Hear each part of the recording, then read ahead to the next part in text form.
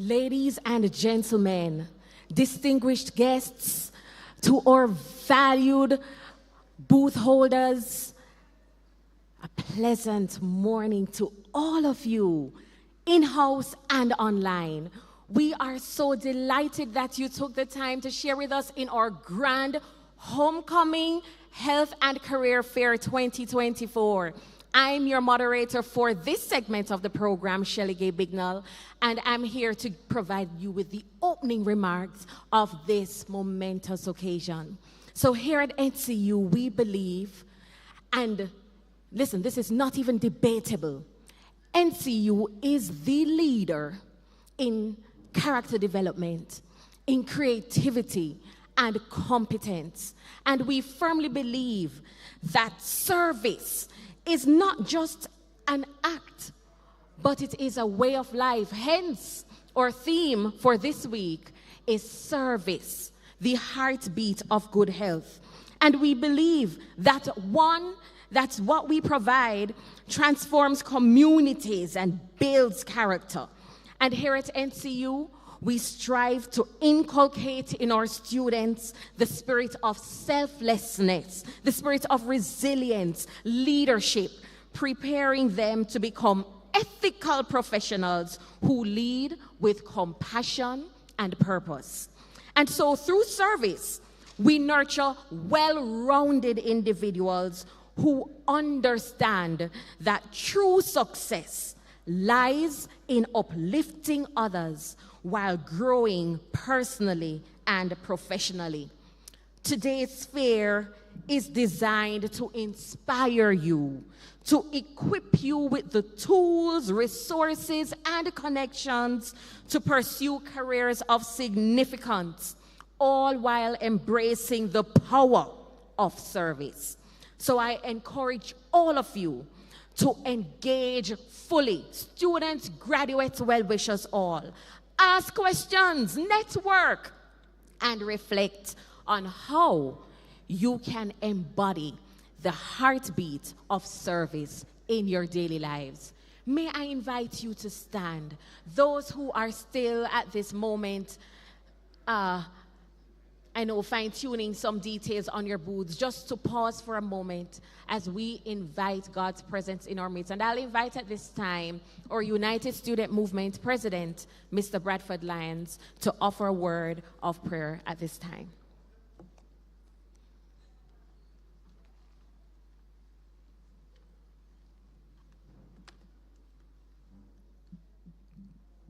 Let us reverence ourselves.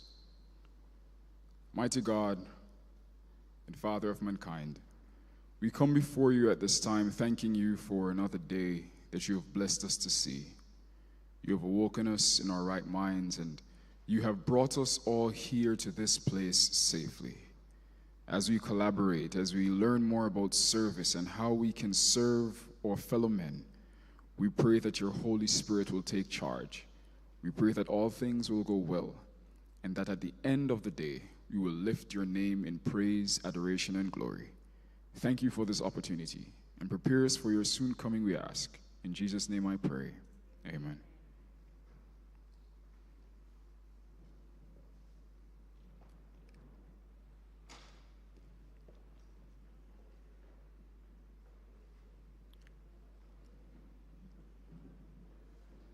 Mr. Edward Morris, Assistant Professor of Business and Hospitality Management. Mr. Claude Sawyer, Coordinator at Morris Entrepreneurship Center.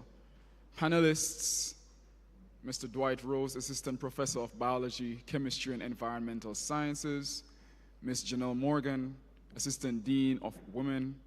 Mr. Gabriel Birch, President of the Excelsior Club. Ms. Dorothea Grant, President of the Philmelodia Club. Ms. Camelia Brown, and dare I forget, our dear Vice President of Student Services, Ms.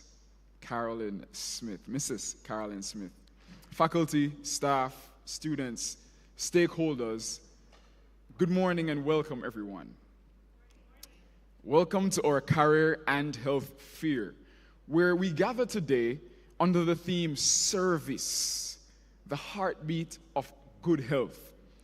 And this theme is a reminder that at the core of both health and service lies a deep commitment to caring for others, to making a difference in the lives of individuals, families, and our communities.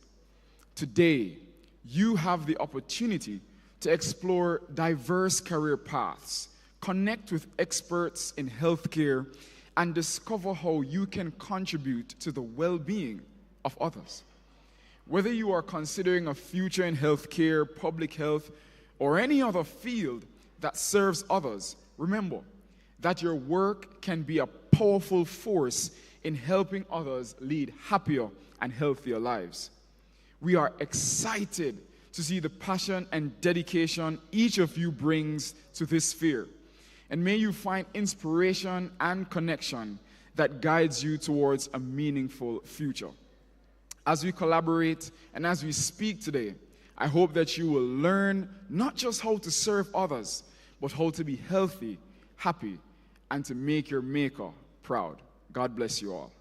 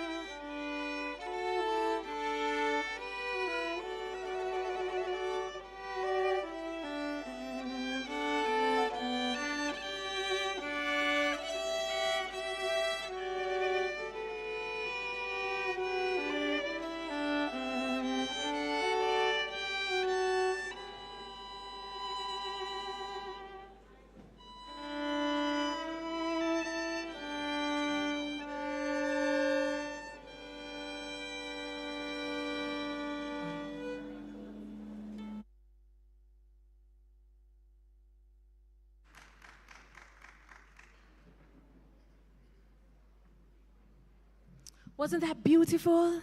Yes. I pledge my heart forever. At this time, I'm delighted to introduce to you, to some, present to the rest of us, our Vice President of Student Services, Mrs. Carolyn Marie Smith, to now officially declare the fair open. Please put your hands together for her. You have to permit me to take just a few minutes to also greet you and to welcome all of you to this exciting event. Are you happy to be here? As an institution, you know, we believe that health and wellness, serving your destiny, is paramount. So before I go into the affirmations and the declaration, permit me to just give a brief word of greeting. How do you know that you're in good health? And if you're standing at the booth, I want you to reflect on the question. If you're sitting in the seats up front, how do you know that you're in good health? Is it the strength of your heartbeat? This morning as we exercised, somebody was saying their heart was going boo-doo-doo-doo in their chest. Is that an indication that you're in good health? Is it the smile on your face or the calmness of your mind? Well, there are several key indicators. True health goes deeper. It's about how you serve others. Consequently, the theme for today's event, Service, the Heartbeat of Good Health, reminds us that serving others fosters not only physical health and well-being, but also emotional health and mental resilience. Whether it is through a kind word, a helping hand, a dedicated service, dedicated care, service nourishes both the giver and the receiver. Studies have shown that service reduces stress, increases happiness, and promotes longevity. And I want to live long, don't you? Yes, so we should serve others.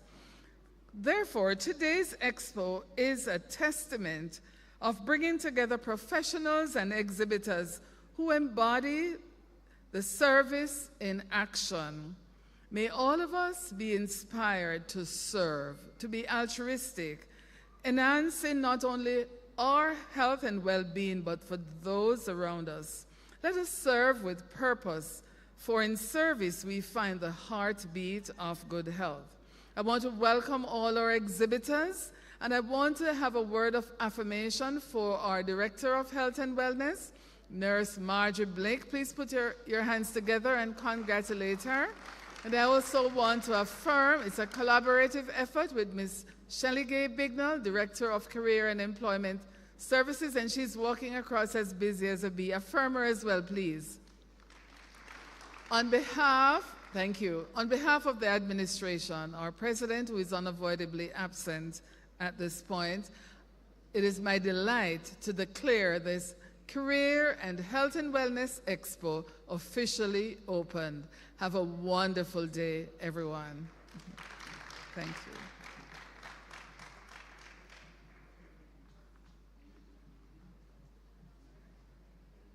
Thank you so much, Mrs. Smith. And listen, we have a fantastic lineup for you today. So I'm going to be sharing with you for the next few moments some of today's activities.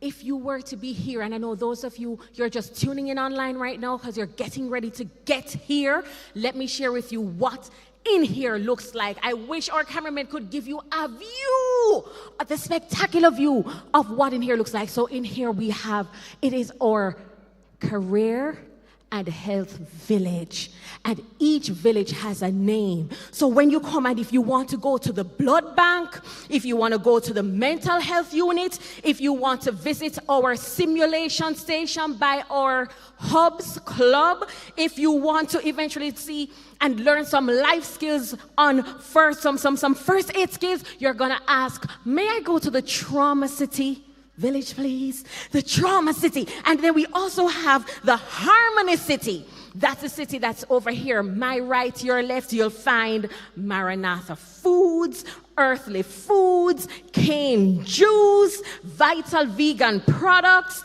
our Taste and Learn by our Dietetics Department, and our Arms of Love from the Department of Communication Studies, and learn how can I use what I have to add value in my community. Then when you come, you're going to ask about the Vital City. The Vital City has the Made in Manchester booths. Right here, my right, your left, we have Millie's Garden. We have our Made in Manchester booths. We have Kirk Crafts that's here. And Fosridge is coming on board in just a short while. And perhaps you feel, I just want to relax a little bit. I want a little massage right now. And I just want to chill out. Don't worry yourself. We have you covered. And guess what? We have hands-on massage right here in a room in S1. You'll ask them about the relaxation retreat. We have We have Miss Colleen Davis, who is going to help you to loosen up a bit. We have Monday Meds. We have our student lounge where you can go and you can play games. And hey, we have our Power Up Pavilion. That's our fitness area where you're going to be doing some aerobics, some fitness challenges and some steps and get so pumped up. They're going to direct you into the fitness center where you can register and you can take advantage of the resources there. And how could I forget? Never shall I forget. Last but not least, we have our career city where we have our work and travel agencies and other entities that are here waiting to see you, waiting to share with you. They're waiting to network with you. We have a lot of things in store. Persons are asking about our dental checks. They're right across the street, East Campus, at the dental department.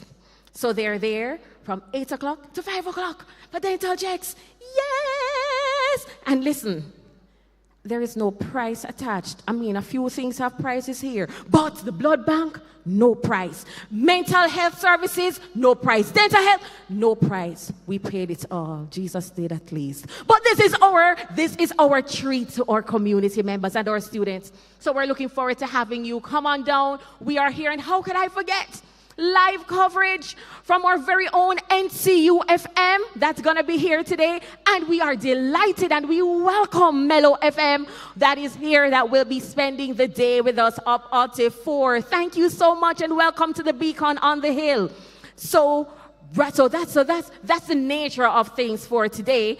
And if you were to go on the outside, Fidelity Motors is there with their display of vehicles. You want to take a look. Listen, we have a packed day, a fun-filled day, and inspiring day. And we are looking forward to you leaving here filled and well taken care of.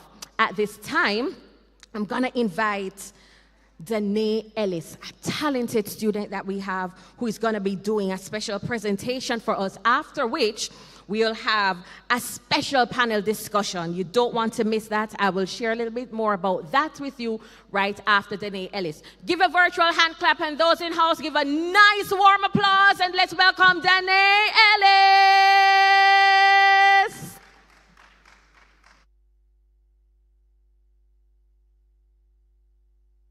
Good morning, everyone. The title of this dub poem is NCU Spirit Stand Strong. Who agrees with that? Yes, NCU Spirit really stands strong.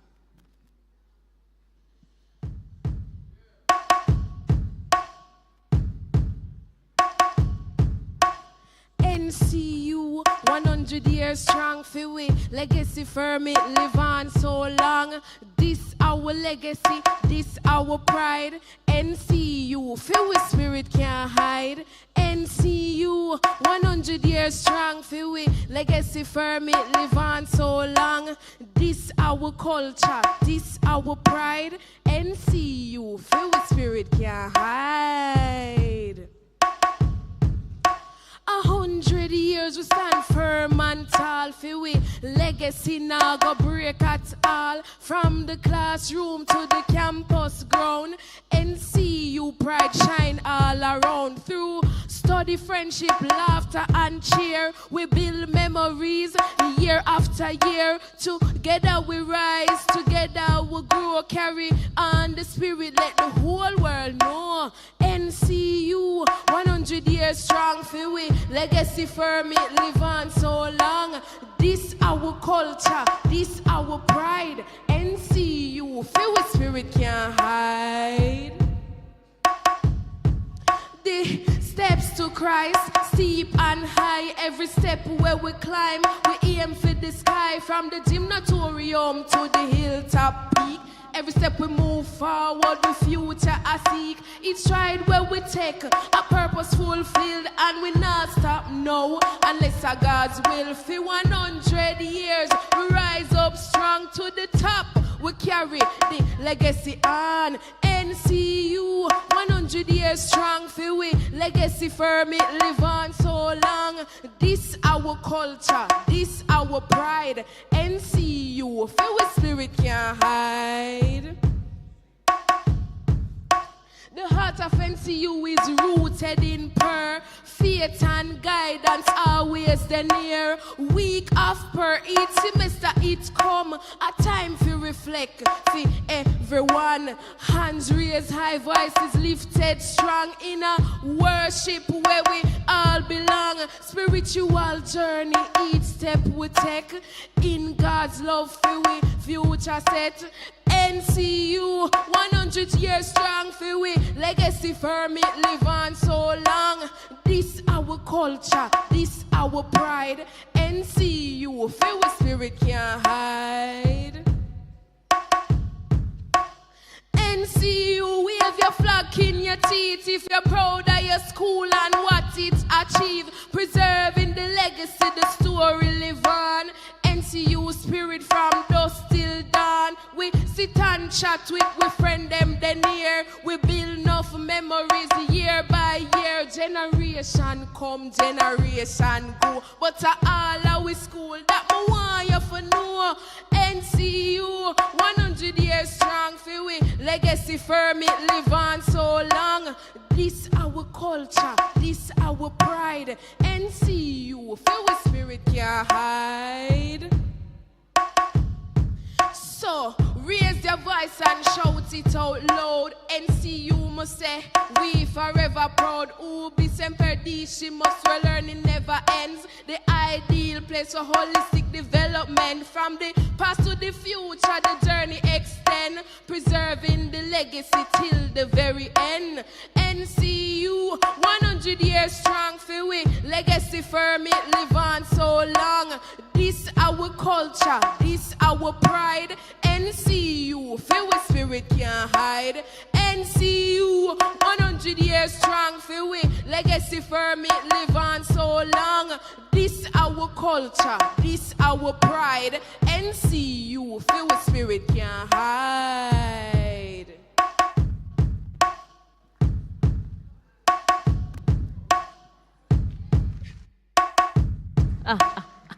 Give it to me. Say it. Keep it. What you say? This our culture. This our pride. NCU, feel we spirit can't hide. Did you hear what she said? She said, NCU, 100 years strong. NCU, legacy still strong. This our culture. This our pride. NCU, feel we spirit can't hide. Put your hands together, ladies and gentlemen, for Janae Ellis. Listen, listen, listen, listen.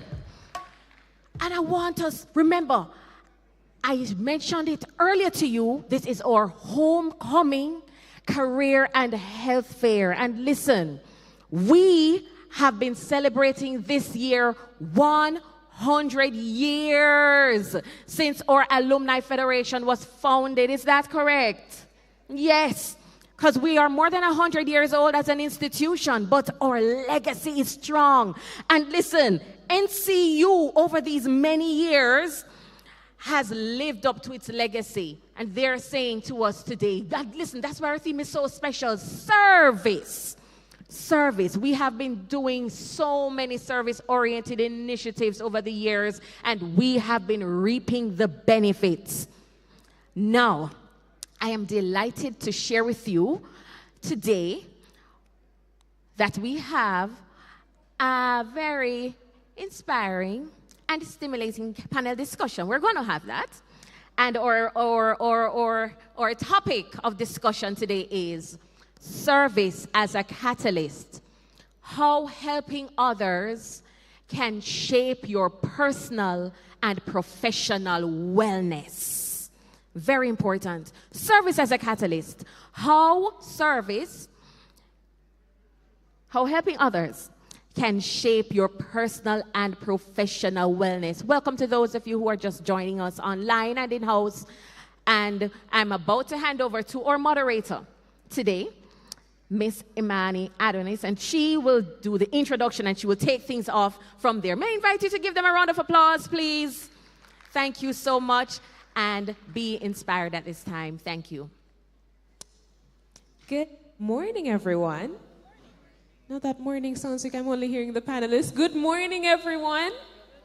Wonderful. So we are here today to have a wonderful, stimulating, highly engaging, very inspirational panel discussion where we are going to be looking at the theme service as a catalyst, how helping others shapes personal and professional wellness. Now, for those of you who may not be familiar with me, my name is Imani Adonis. And with me on our panel, starting from the person closest to me, we have Miss Dorothea Grant, president of the Filmelodia Club. We have next to her, Mr. Gabriel Birch, president of the Excelsior Club, and the newly minted Mr. USM. We have next to him Associate Dean of Women, Dean Janelle Morgan. And next to her, we have Mr. Dwight Rose. He is a lecturer in our Biology, Chemistry, and Environmental Sciences department. And so these are the people who will be helping me to have this very engaging, very wonderful discussion this morning. So as we begin, we're looking again at the topic. Our theme is service as a catalyst. How helping others shapes personal and professional wellness. And I'd just like us to think about that topic for a bit. We have that very common interview question. As soon as you go to an interview and, they ask you, tell me a bit about yourself and a few of those questions. But then they always seem to have this question, tell me about a time that, you had a difficulty with a team member or a co-worker, or you had some challenge and you had to overcome that. Tell me about that time and tell me how it made you feel. Tell me how you overcame that. And so I'm not going to be interviewing our panelists with that question today, but we're going to be delving into a bit of that experience. We're going to start off with our first question, panelists. How do you personally define service? And why do you believe it is essential for both personal and professional well-being? I think that's a great question for all the panelists to answer. Who would like to go first? Good day, everyone. So I believe personally that service is helping someone in need without expecting, right? And it helps you individually grow as a person, especially as a leader. And it helps you not only as a leader, but it helps you mentally, spiritually also improve as a person. And you never know, someone can look at you and be like, oh, I want to be like this person one day. So that's what I believe service is, and that's why I think it's a good thing. Okay, so I would define service as sacrifice. Just like Gabriel said, it's about helping someone without expecting things in return. So how does it affect you personally and professionally? You never know who you're serving. Sometimes you might be serving an angel in disguise and you have no idea. And so that person that you help out one day thinking it's nothing to just probably carry their bag for them or something, ends up turning and giving you worlds or access to worlds that you couldn't imagine in a professional sense and even a personal sense. Personally, it also lifts your spirit. Because when you see someone react to you being kind to them, it always feels good. Good morning, everyone. What does service mean to me? I think service is always giving of yourself to anyone and everyone in any way you can, first and foremost. And the second part of your question is how it benefits you, essentially. I think it's in any way and every way also, service is mutually beneficial, believe it or not. Once you give of yourself, you should in some way or another be receiving. Especially when you're giving, and not expecting to receive, as Gabriel said. That's what service does. You give and you automatically get something out of it. So either you're getting from the person indirectly, spiritually, you're getting something. So it's mutually beneficial either way, for me. Yeah.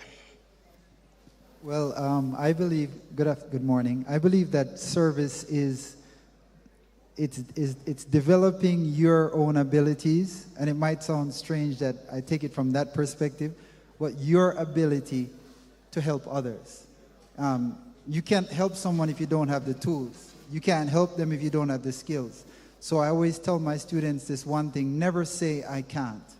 When you use that word, that statement, I can't do this, I can't do that, that means you don't have the skills to do it.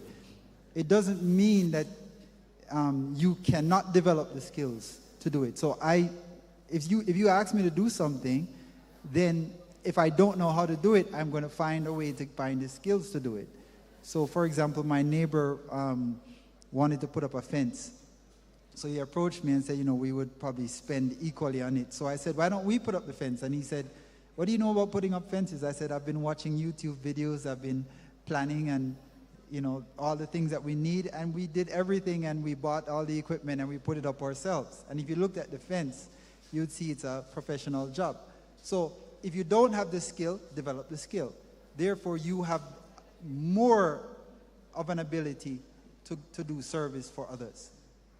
And I like that response, because you've preempted my next question. Could we share an experience where we would have, recalled helping someone, serving someone, and it's benefited us either in our own health or in our career development? Okay, so a few years ago, a young lady from my church passed. Very young, probably like 20. It was sad, and she was very close to my sister, her best friend. So when it was coming to the time for the funeral, it was in COVID time, so of course it would have to be streamed, and you need things like graphics. And I consider myself decent at making graphics. Unfortunately, closer to the date, they still didn't have the thumbnail that they needed, and the one that was created, she didn't really like, her mother that is, she didn't really like it, so I was like, let me see what I can do. At this time, I had no experience with graphics, but as he was saying, sometimes you just have to say yes and learn a skill. So that's what I went ahead and did. It was my little way of giving back to her, to help console her as well during the grieving. And so I created a graphic, and it was beautiful. From that, I started receiving clients for graphics, because I don't know who exactly probably started recommending me or saying, she did that graphic for the funeral, but from there I started receiving clients for graphics, and that's how I see service, or just being willing to help out somebody with the purest of intentions, can return to you in a professional way. A memory that came back to me was when one of my friends, he was failing a subject, right? And he needed that subject to go to the next step, to university, etc. I personally had no experience in that specific subject, but I was willing to learn to help him. And it was quite simple. It's like when you, as a person, you have this mindset of, oh, I cannot, you limit yourself. So I decided I'm going to take a leap of faith. I'm going to dive in there with him. I'm going to try and learn. And we both studied together. We pushed ourselves to the limits. And he ended up passing, right? And he needed that, because he personally felt that, oh, I was just going to be a part of another statistic of failing. So when he did that, seeing him happy on the examination day when they read the results, that made me as an individual feel better, right? And it proved to me that not only did I break a cycle, but I also helped myself prove that I could do this, right? So that's an example that I remember. Well, I would add that when I was in college here, there were some students who needed some help in, I think it was programming. And of course, I'm a biology student, but anything along the lines of computers and stuff, I would understand easily. So they were struggling in the class, and I wouldn't even study. I would just come to class, listen to the lectures, and I already knew what to do. So They came to me and they said, "You're always making good grades in the class. Can you help us?" I had to sacrifice MacGyver. MacGyver was the show of that day, you know? I had to give up MacGyver in the evenings just to help these individuals, and I spent every evening, 3 days a week, teaching them, you know, explaining whatever. At the end, all of them passed with very good grades, like B+ and up. I ended up with a B+ because I didn't study. But I think that it actually helped me to even find a career now that in teaching, that as a student, I could help other students to learn. And actually, just to tell you how far it went, I remember I was sitting in my final exams, in my final semester. I was sitting in an exam, writing the exam, and I was just cruising because that was an easy A for me. And the president, Herbert Thompson at the time, just walked into the exam room, and when he did, everybody was like, you know, what's going on here? And he walked right over to my desk. I'm writing an exam, and I looked up, and he just looked at me, and he said, "So what's it going to be, biology or mathematics?" And I said, "What do you mean?" He said, "Yeah, which department are you going to teach in?" I mean, I never had to apply for a job. And sometimes you don't realize that when you are doing service and helping others, you're developing skills that will prepare you for many opportunities that will come your way. And since then, I've been working here. It's been 31 years, you know? So I voluntarily help students in all of my classes to do well, and that has been my career. Thank you. My story is actually similar to Mr. Rose's, except I would have started from in the church, service in the church, Pathfinders, Master Guide. I started developing skills from there, so going in community service, and the skills that I would have developed from there would have been able to be transferred into my experience at university.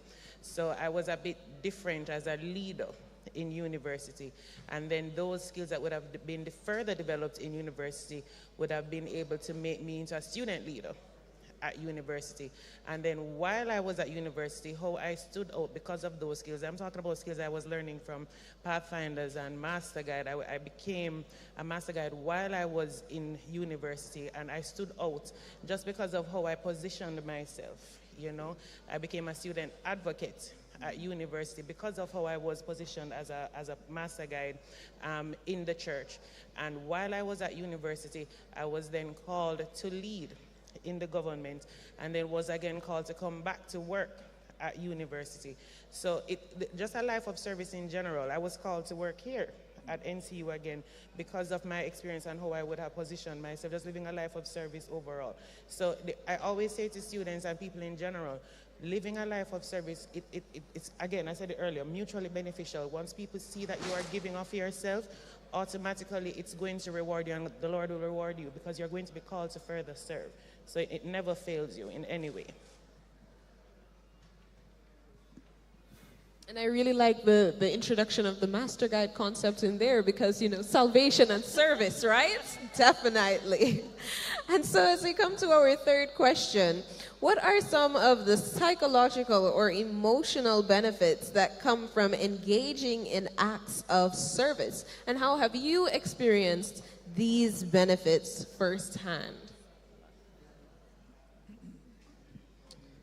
Firstly, it brings joy to you as an individual when you see that your work was not in vain, right? And you did something to not only benefit someone, but benefit yourself emotionally, right? I can attest that it feels very good to know that you can help someone, you don't receive any financial benefits, but like, as my mother said, like, God will make a way.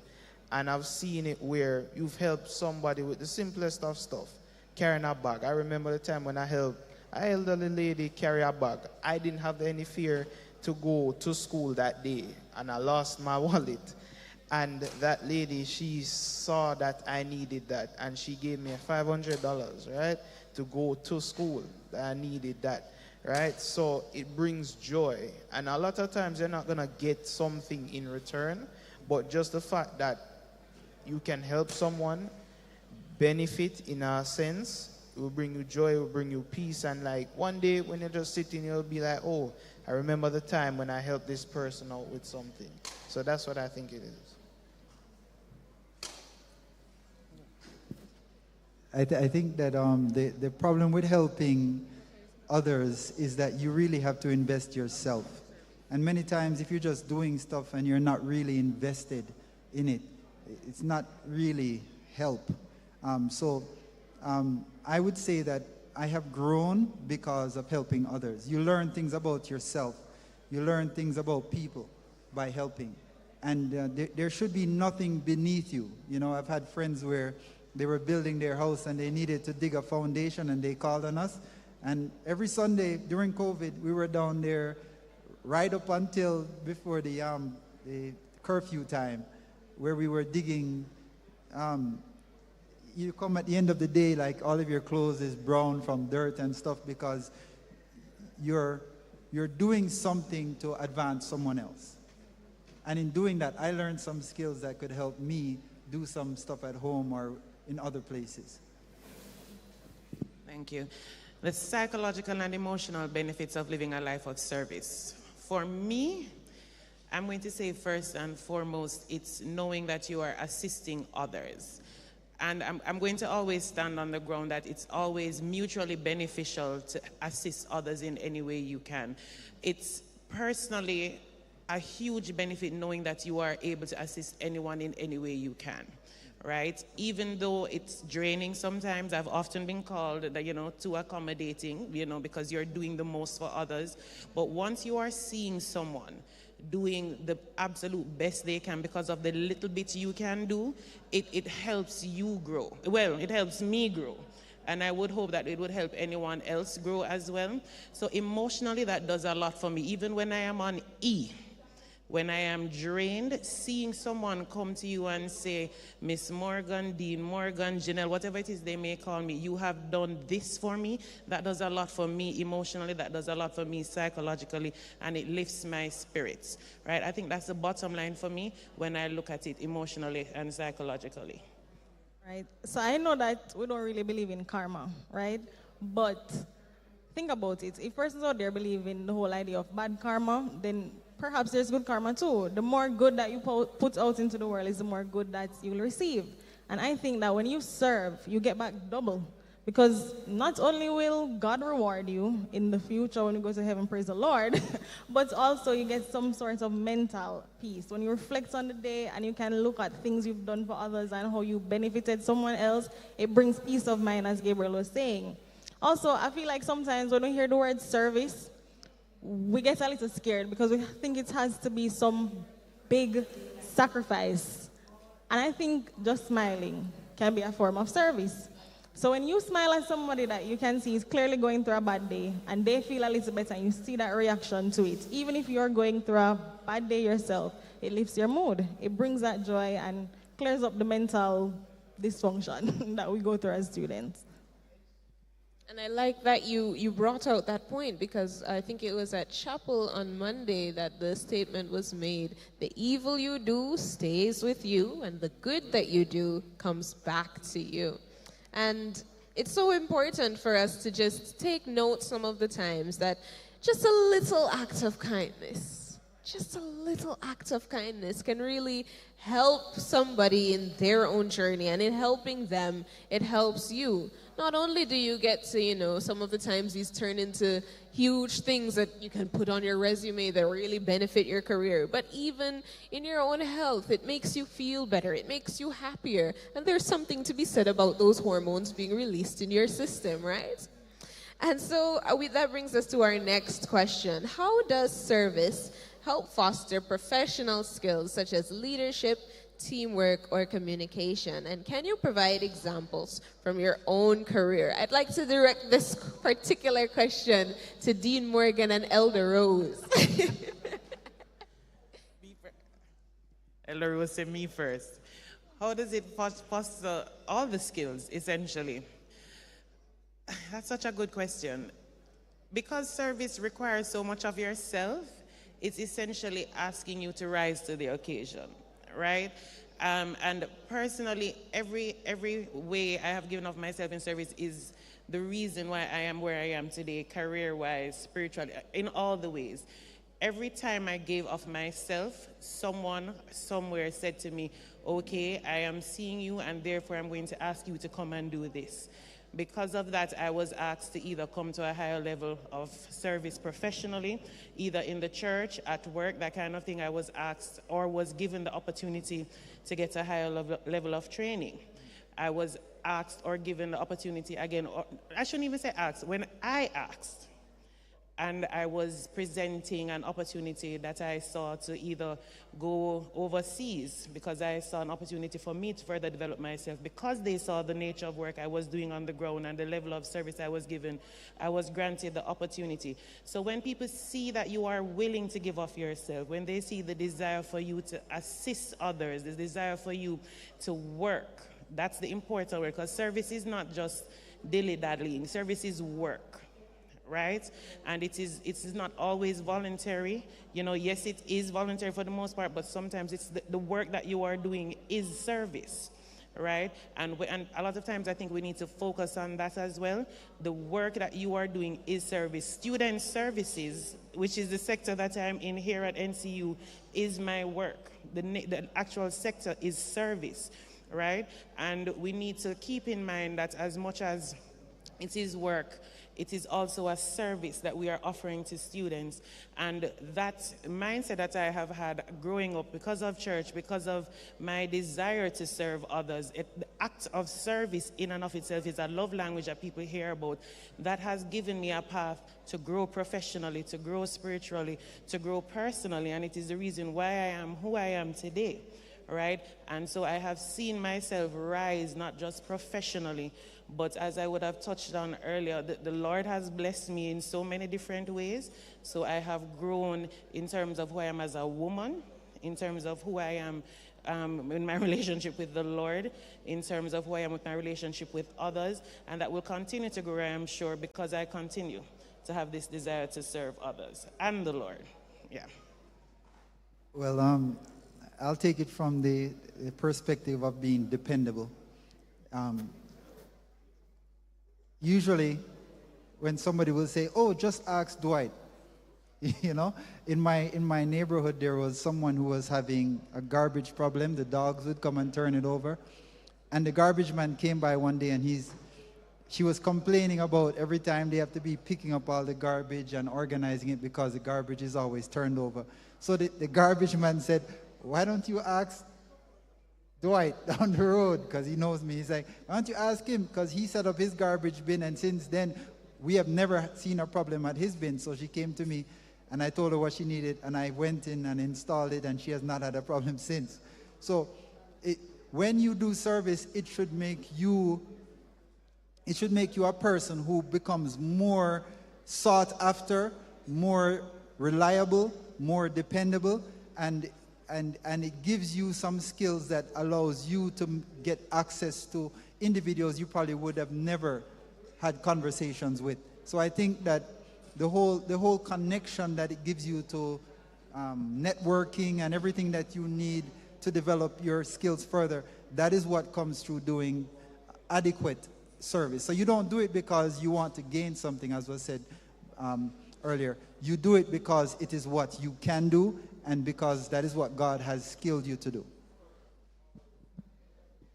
And so that brings us to our next question. How can organizations or businesses promote a culture of service among their employees to boost overall wellness and job satisfaction?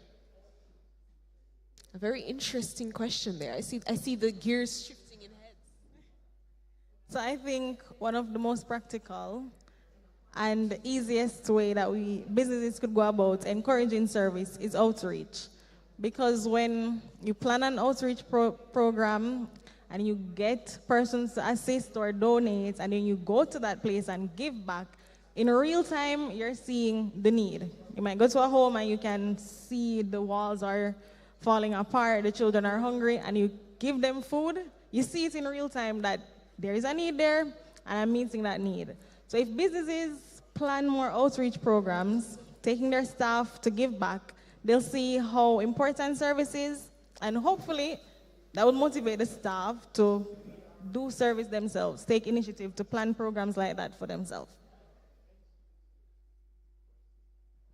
Yeah, my chair in my department may wonder sometimes why I am a bit reluctant to do certain things, because NCU requires us every month to report activities, and it annoys me. And it annoys me because of the biblical reason that God said, don't let your left hand know what your right hand is doing. It's like the moment you start checking it off and reporting everything that you're doing, it stops being about doing service, and it becomes something else. So there's this tendency to look forward then to getting that pat on the shoulder or that recognition because you have done this or do that. Let your good deeds demonstrate themselves. You know, the text says, why can I not remember the text right now? But anyway, the idea is that once you are doing good and it is genuine good, it will come back to you, but it would also lead others to see Christ in you.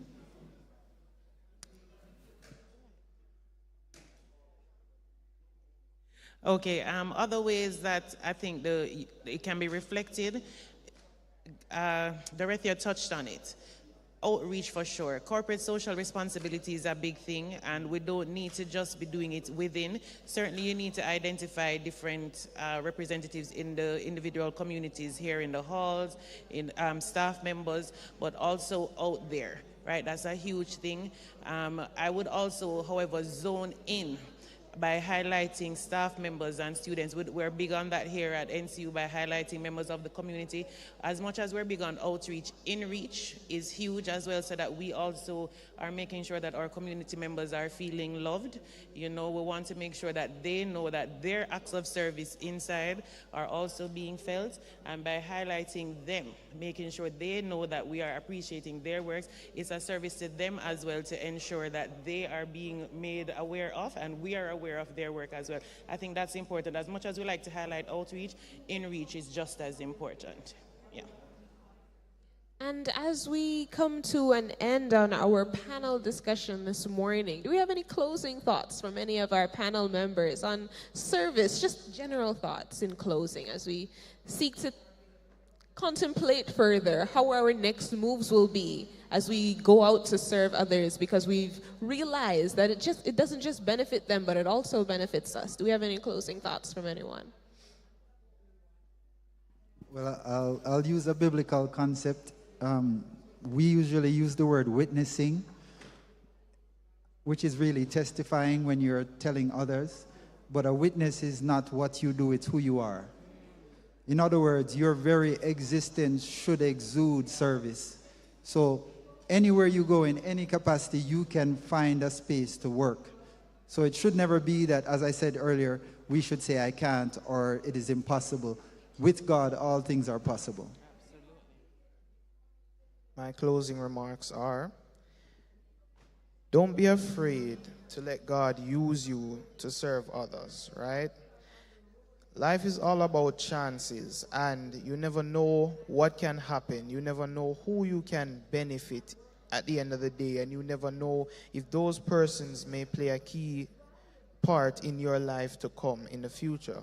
So that's what I have to say. Don't be afraid to take chances, because look at me. I wouldn't be here if I didn't take a lot of chances, right? And I would recommend that. Don't be afraid to trust God, and don't be afraid to say, I just don't know what to do, right? It's all about chances, and it's all about faith at the end of the day. So that's what I have to say. Okay, there was a question here about advice to somebody feeling overwhelmed by their professional and personal responsibilities. And if you're that person, I'd ask you, why is it that your personal and professional responsibility is not aligning with service? If whatever your professional responsibilities are does not allow you to give back, and so you're becoming overwhelmed by it, then I would say to drop it and find something that is more centered on giving back, so that in your personal and professional life, you're always giving back. It's also okay to say no sometimes. If it's something Miss Daly always emphasizes, you're one person, you cannot take on too many things. So say no so that you can say yes to more things that give back. Dorothy did the job. Live a life of service, but live it within reason. Boundaries are important. Boundaries are important. Boundaries are important. Burnout is real, so take care of you so you can take care of others. You cannot pour from an empty cup. That's my final word. Yeah. And at this time, we are going to hand back over to our Master of Ceremonies to take us through the rest of our program. Ladies and gentlemen, please give our panelists and our moderator a round of applause. Oh my goodness. They were selected for a reason, you know. They were selected because you see these people, Dr. Buckley, you see these people? They don't get sick. They don't get sick. And there's a reason they don't get sick. They've just told you, they live a life of service. I wonder if we're online viewers, and I like how you were in it, you know. I saw you in it. She was just, yes.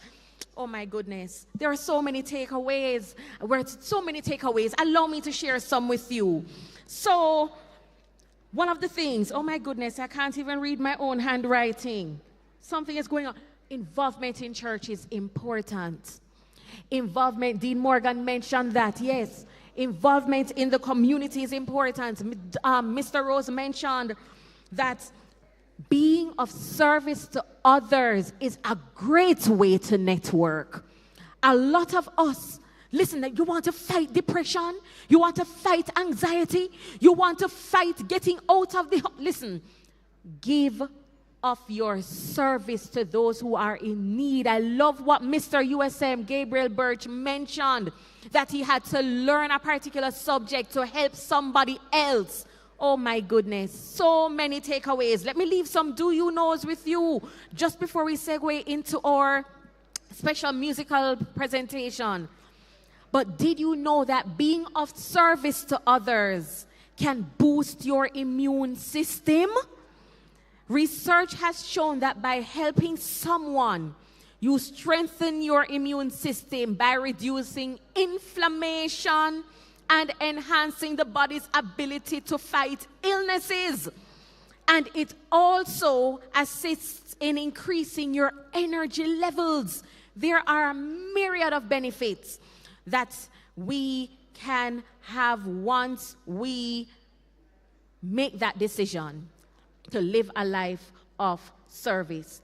So at this time, okay, and I love what Mr. Rose mentioned. Listen, do genuine good.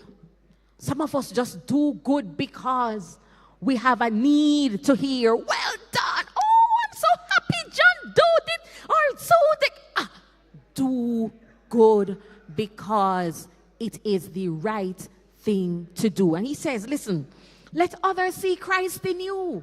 Let others see Christ in you. Listen, do you know that we were made that way to help others? I'll take you back to Eden. I'll take you back to Eden. And this isn't just unique to marriage. But when God made Adam, and he said, it is not good that man should be alone. He went on to say, I will make for him an helpmeet. We all need a helper. Isn't that so? We need someone to help us on life's journey. And when he said, let others see Christ in you, the song came to me. Do you know it goes, let the beauty of Jesus be seen in me. We're talking about service here. It says, all his wondrous compassion and purity.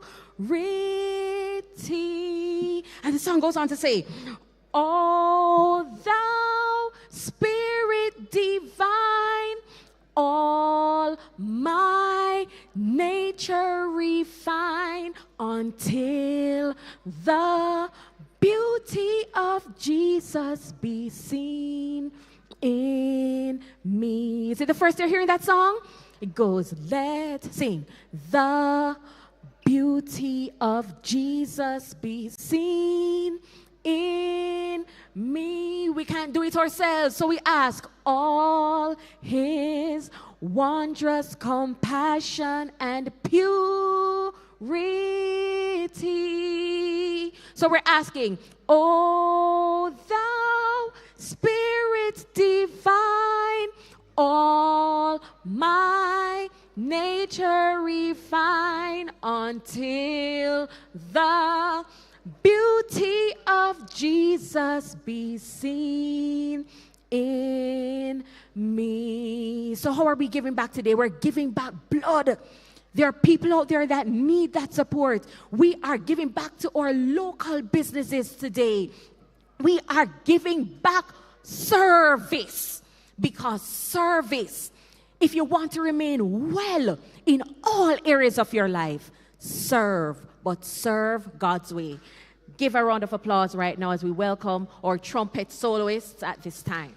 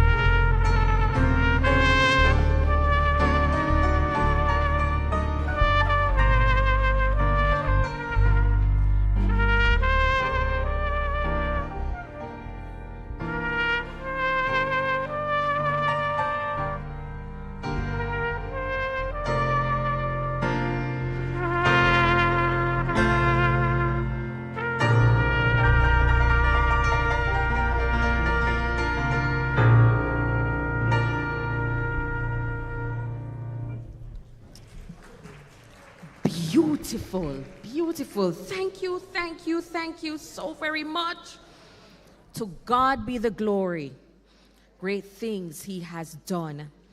At this time in our program, we're going to have a series of short presentations ranging from social entrepreneurship to employment laws 101 to thriving in school and beyond, practical tips for balancing goals and health, live cooking demonstration by Maranatha coming up, and a car crash rescue demonstration happening. We have some wonderful things in store for you today.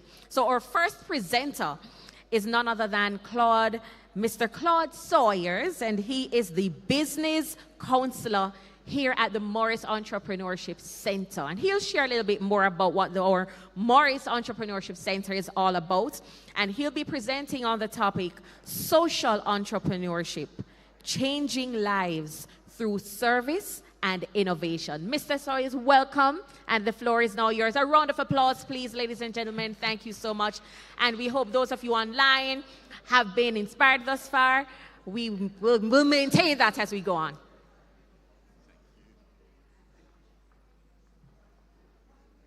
All right, thank you, Ms. Bignell. Good morning, everybody.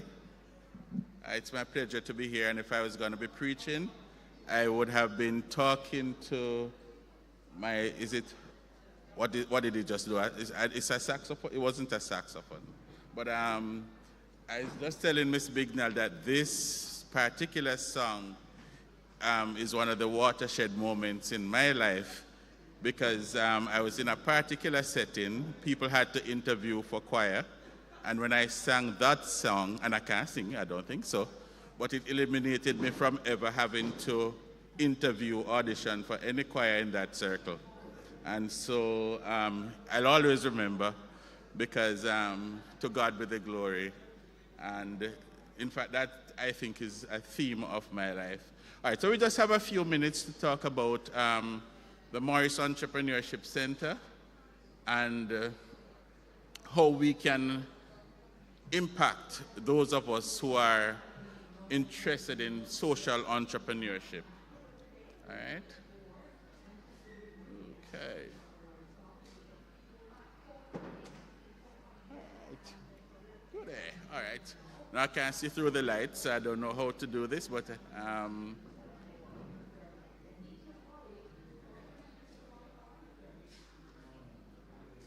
all right, so what is social entrepreneurship? Social entrepreneurship is really about persons who want to go in business, but not just for the profit motive. It is really about trying to make a change, trying to impact the society and the environment on a whole. And so it's about harnessing all of those creative resources so that we can make a difference in the lives of other persons. So the big difference about a social entrepreneur and one who is, let's say, a regular entrepreneur is that the motive is slightly different. In that, I mean, yes, you want to make money, and businesses must make money to survive, but you also have a bigger focus, that of serving your community. And we have so many social issues here in Jamaica that can be led by individuals in business. So a lot of times we complain that the government isn't doing enough. But you have one U.S. President, Dwight Eisenhower, who said, ask not what your country can do for you, but what you can do for your country. And it's on that level that we want to talk, especially to the student population and to even some of the business persons in here who are wanting to serve, but wanting to do it in a manner that it can be sustainable and impactful. All right, next one. Next one. All right, so for the students in the room, we can look at some of the areas, and these are some of my suggestions. It's not all encompassing, but how can you, and in what areas would it be important, especially in our economic and social climate right now, that you could make a difference? And certainly so, something in health In fact, on the left-hand side of the screen, you're seeing some of them with names almost. So anything in health right now would be a very good initiative. And so we suggest like a student-led initiative providing affordable health services to underserved communities. And note, you're always picking out the niche area that, needs your service the most.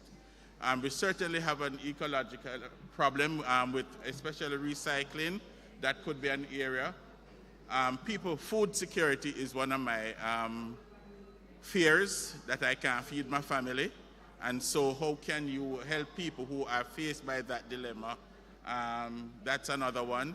We came out of one of the, well, we're not even fully through our most active hurricane seasons.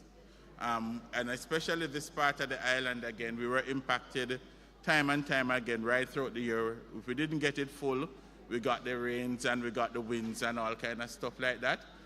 Something, again, maybe a business that helps with disaster relief. We're having a lot of discussion through the Morris Entrepreneurship Center right now with a lot of partners in ecotourism, community tourism especially, again, on the South Coast is something that we can look at. And then very dear to my heart is cooperatives. And again, this parish, this area really needs that kind of impact. So we have people, I'm sure that if I go around, we have a lot of people in the room who are into castor oil. That's one, Jamaica's black gold. Something that does very well here, but we need to be properly organized. There is a particular group, in fact, that has reached out to the Center for Assistance, but it doesn't have to be them alone. And again, somebody or some bodies could come together and do any kind of cooperative. Renewable energy is big, and I think we will have some kind of announcement again pretty soon where we will have some kind of intervention that will show our entrepreneurs how to promote, especially solar energy. We have windmills in the parish, but our hydro resources are not so strong, but we can go there. And of course, the big one, and I think especially for the NCU family and the church on a whole, that the church has such a rich history, so many locations, and if it is even expanded to the other Christian communities, we could very well be doing something like a church tourism product. There's just so much history around our churches and the work that they have done. So these are just some suggestions that, students, persons who want to take up this call for social entrepreneurism could think about. All right, so some of the benefits of social entrepreneurship, both for the entrepreneur as well as for the community that he, she wishes to impact. It's certainly going to improve your health and well-being. It's always said, and there's no way to prove it, but except in the results, that the more you give, the more your business thrives. And so from the entrepreneur side, that is something, so that you have some companies that basically does in some shape or form some kind of giving back. Some even go as far as even doing a tithe, so that they can see the benefit. It's not a practical 1, 2, 3 step, but those who know the blessings of the Lord knows that it comes back that way to them. Certainly in the promotion of education and economic empowerment, and the root, again, some people postulate that the root of our crime problem in Jamaica is that, our youths are not properly educated and they are certainly underemployed. And so we want to have companies come to us at the center who are focused on getting the youth and the marginalized persons being impacted through their companies that they form. Again, and fostering environmental sustainability goes without saying that, again, if you want to be wealthy, then you have to be able to sustain that business. And of course, we are losing our communities, so we want, again, entrepreneurs that will, in some shape or form, pull communities back together. So we want that kind of cohesiveness that we heard about 2 or 3 generations ago. Right? Now, some word of advice to persons that you must, like any other kind of business, be passionate about what you're getting into. You know, so it's not just something nice to do, but you must feel motivated, feel compelled to get involved into this kind of venture. We are again in a university setting, and so that collaborating with our peers, people from diverse backgrounds, different disciplines, areas of studies, I mean, you know, this is just this is so fertile ground for you to start a business, and especially one again that seeks to benefit the community. All right, and again, you're on campus, you have us at the Morris Entrepreneurship Center, but you also have people in the School of Business and other areas that can be your mentors. You know, you're asking a question, you're almost getting instant answer, instant response. And so it is very important that we pull on these resources that we have at our fingertips. Next one. All right, so a little bit about our Morris Entrepreneurship Center. We were established in 2006. We're a non-profit organization, and we support micro, small, and medium enterprises with all of the business development services you can think of. We are a partner with the Jamaica Business Development Corporation since 2016, and we are recognized nationally and internationally as a small business development center. All right. Now, some of the services that we provide,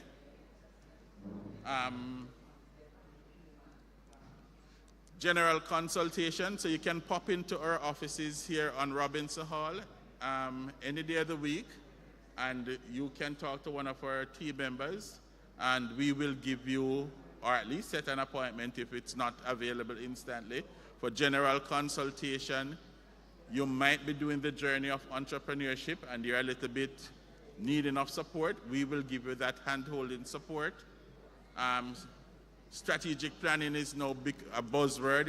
In fact, I mean, we are now not talking so much about business plans anymore, but we're talking about strategic plans. We can help you with those. You look at your business, and we also do what they call viability assessments. In other words, does your business make sense to take to another level? Sometimes we have a very good hobby that's been something for us. Is it scalable then? I mean, we have scalability elsewhere in the presentation, but right now I'm saying, does it make sense to scale from a money-generating hobby into what we call a proper business? Of course, again, the world changes, so we have to be constantly training, and through the center, we provide various training interventions. Again, being a partner of JBDC means that, again, all of the training services that they offer, we can also make available to our clients at Morris Entrepreneurship. All right. Now, of course, you can come to us at any level. And so, whether you want to be very, very basic startup, just from the idea, from the ideation stage, you can start talking to us. And we will take you through all of the steps. Formalization, getting your business registered, ensuring that you're tax compliant, that you are doing the right things. We can help you there.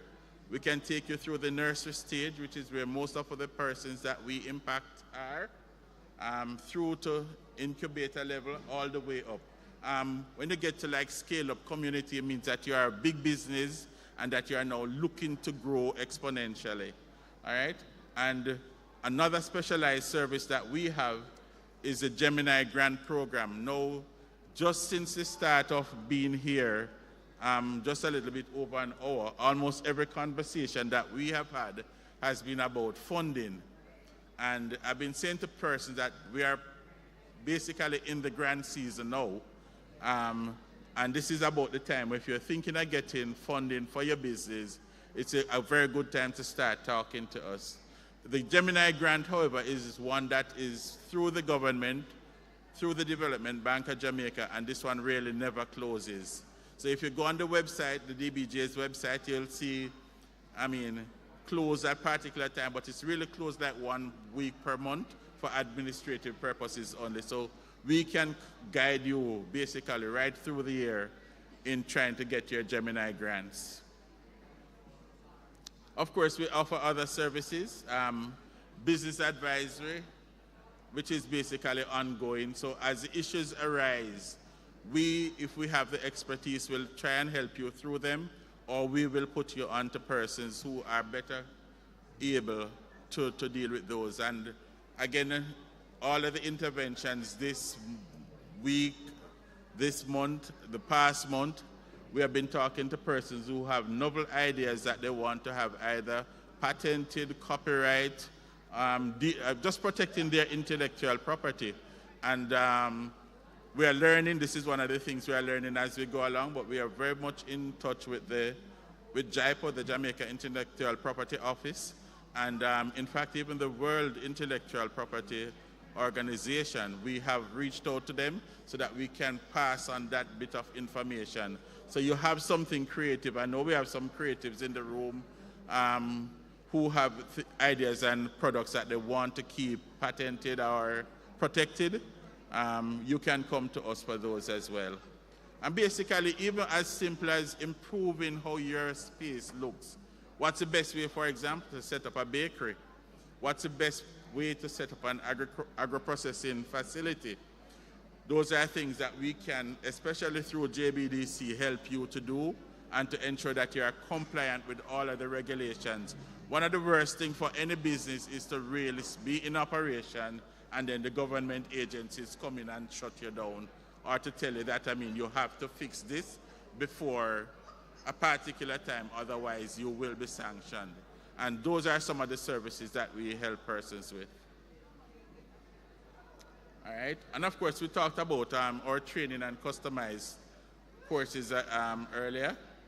So basically, we want to tell you,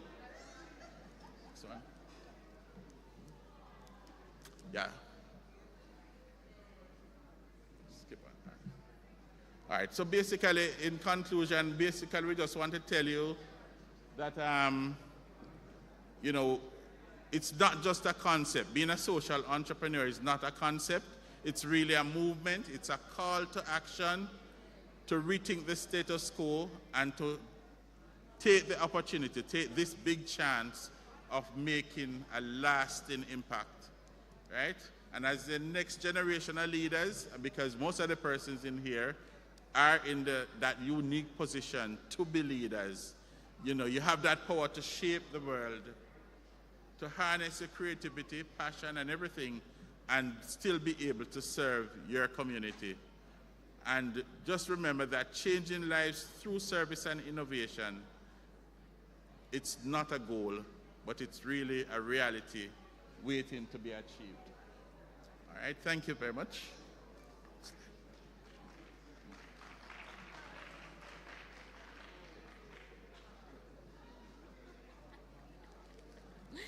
Thank you so much, Mr. Sawyers. We appreciate your presentation today and sharing with us the benefits of social entrepreneurship and the ways in which the Morris Entrepreneurship Center can not just help students, but the wider community as well. So there's that idea in your head. Write it down. They can help you to flesh out that business plan. They can help you to have it become a reality. That is available to you here at Northern Caribbean University. By way of announcement, I'd have a few things I'd like to share with you. We are happy to have with us Trichotherapy Center. Welcome to Northern Caribbean University. And they are all about restoring healthy hair. So do you have any scalp disorders? Perhaps. And they are here to show you how they can treat those disorders with natural products. So come on over. They're right here in the gymnasium waiting for you. Again, we are happy to have live coverage of this event by way of NCU FM and Mellow FM. And guess what? On the outside, on our play field, we have a very vibrant cricket match by the Social Development Center and our own NCU that's right there, out there. So we're excited that we have a good audience there here. We have a busy campus this afternoon, today, this morning, and we are looking forward to the next presentation coming right up by our very own Mr. Edward Morris. Just before he comes, our assistant professor from the College of Business and Hospitality Management, we're going to hear another special presentation by one of our talented students, Dorothea. I want to pronounce that name correctly, you know. Dorothea Grant. Give her a round of applause, ladies and gentlemen, for Dorothea Grant, and she'll do another dub poem for us at this time. Hello, everyone. Good morning. All right, so we're talking about service as a catalyst, how helping others shape personal and professional wellness. Ready?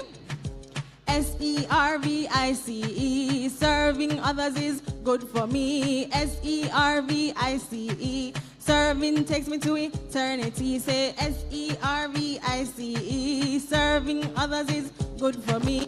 SERVICE, serving takes me to eternity. Good Samaritan made history when he stopped to help his enemy. Never crossed the road and cut his eye. He gave what he had and saved a life. SERVICE, serving others is good for me. Serving takes me to eternity. SERVICE, serving SERVICE, serving takes me to eternity. Our Father Jesus, he served us best, took off his crown to die in our stead. Insulted, afflicted by men, but his love was greater in the end. SERVICE, SERVICE,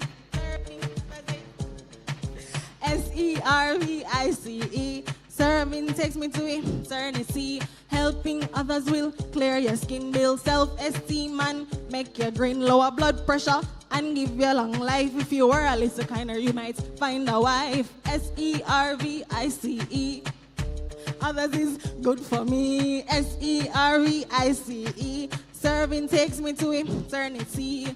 Helping others will clear your skin, build self-esteem and make you grin, lower blood pressure and give you long life. If you were a little kinder, you might find a wife. SERVICE, serving others is good for me. SERVICE, serving takes me to eternity. Every day you ask what me can get, better to ask what can I give instead. And I don't care if you disagree, time for stop with the gimme. SERVICE, serving others is good for me. SERVICE, serving takes me to eternity. Time to shift the focus off yourself. Give your time to someone else. Watch and see how the blessings grow. If you're truly serving, the world will know. SERVICE, serving others is good for me. SERVICE, serving takes me to eternity. Don't give because you want debts. Don't serve, then show off on the internet. Don't hold it over their heads. Don't see people in need and left them for dead. SERVICE, serving others is good for me. SERVICE, serving takes me to eternity.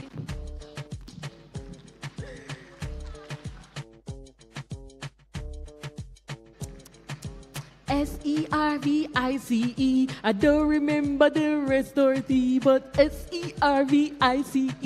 Give a round of applause for Dorothy, everybody. So we have Mr. Edward Morris, who is going to be presenting on the topic, Employment Laws 101. What every new graduate needs to know about labor rights. And I want to share with you, especially those online, ask your questions. Ask your questions. Feel free to ask your questions. You never know. You might just win a prize for something. ask a question, but he has some goodies for you, if you were to ask a question. So we want this to be an engaging discussion. Mr. Morris, the floor is yours. Thank you so much. Check. Thank you. Good morning, everybody.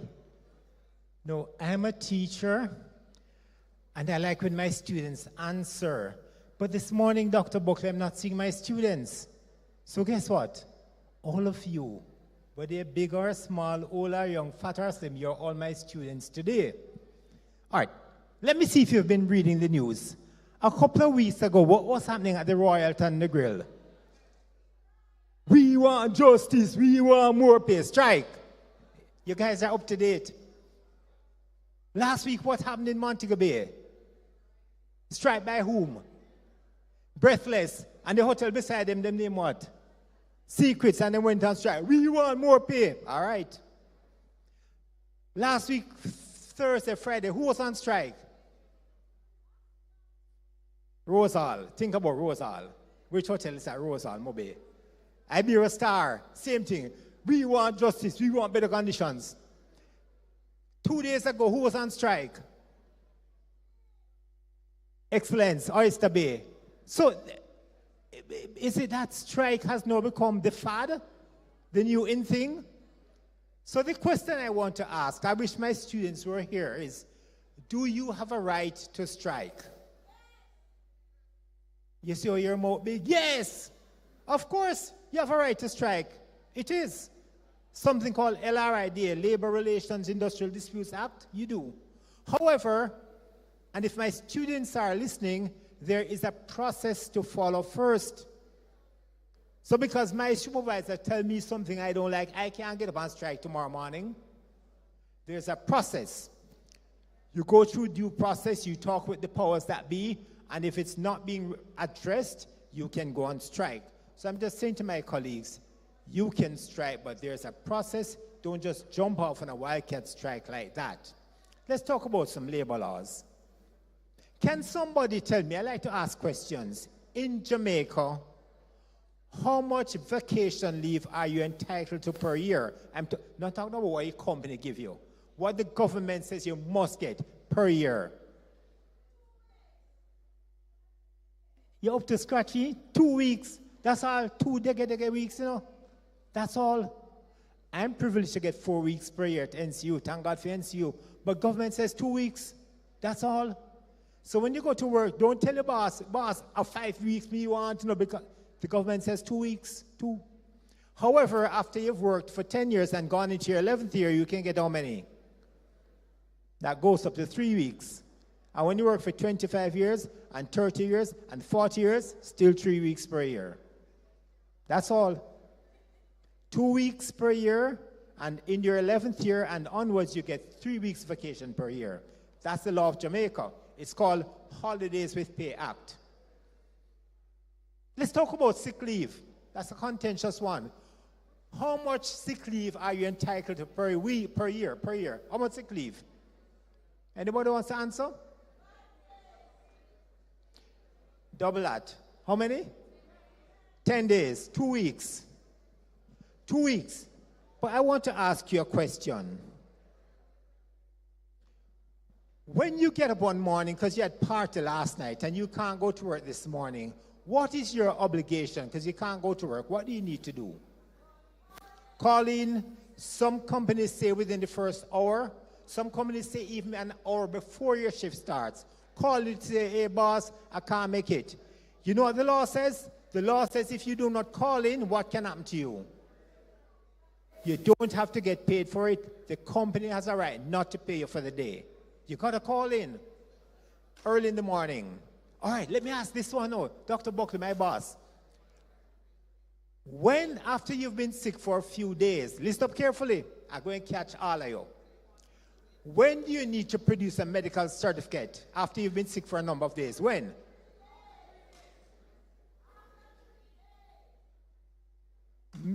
Sister Caroline. You had your hand up? What does 3 mean? I'm so glad you said after 3 days. Most companies say on the 3rd day you need to bring a certificate. That is illegal, it's wrong. Some companies even say after 1 day. The law says if you're sick for more than 3 days, so if you go to work Mondays to Fridays, you can be sick for Monday, Tuesday, Wednesday, and Thursday morning, you come back to work with a bright smile. That's all, nothing else. If you're going to be sick Thursday, then you submit a medical certificate. A lot of people get mixed up with this. So after 3 days, excellent. Let's talk about maternity leave. As we go to work, and the females, there's paternity leave nowadays too. So how much maternity leave is a female entitled to? How many weeks? Anybody knows? 3 months? Technically, you're correct. You're correct. 3 months, but only 2 months with pay. You can get 3 months maternity leave, but only 2 months with pay. But suppose something is wrong with you or the baby. Can you get more leave? Yes. After those 3 months are done, you can get up to 14 more weeks maternity leave. But it's without pay. Let's come back, guys. So 3 months maternity leave up front, but if something is wrong with you or the baby, you can get 14 more weeks. So in all, you can be off for 26 weeks, because 3 months is 12 weeks. 26 weeks, that's 6 months. But most of it is without pay. Let's talk about something else, colleagues. Paternity leave. Let me see if I can catch you now. How much paternity leave are you entitled to per year? Gentlemen, how much, Mr. Murray, when your next baby going born, how much paternity leave you can get? Look, I'm going to catch him. How much paternity leave? Yes. All right. I like your bravery. He says 1 month. But guess what? It is not a law of Jamaica, you know. There's no law in Jamaica that talks about paternity leave being a right. The government has said as a sweetener, government workers will get paternity leave, but it's not a law of Jamaica. So it means that nobody else can demand it. But there's some organizations, Flow for instance, and a few others, they give it. But it's not a law of Jamaica. It's not a right. But 1 month, yes, Mr. Moore, 1 month paternity leave. I want a female to answer me. How many maternity leave, I don't know how to say it.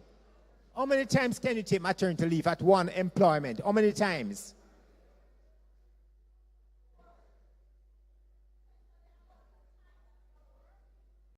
Let's say you're working for 10, 15 years. How much maternity leave you can get? How many times you can go for maternity leave? The government says 3. With pay, 3. You can go off for 5 and 6, but guess what? Without pay. 3 paid maternity leave, 3 paid periods. So what do you do if you want to have, so you have 3 babies and you get paid. You want to have 3 more babies. What do you do? What do you do? What do you do? Mrs. Barrett, you have 3 babies and you get 3 maternity leave, you get paid. You want to have 3 more babies. What do you do?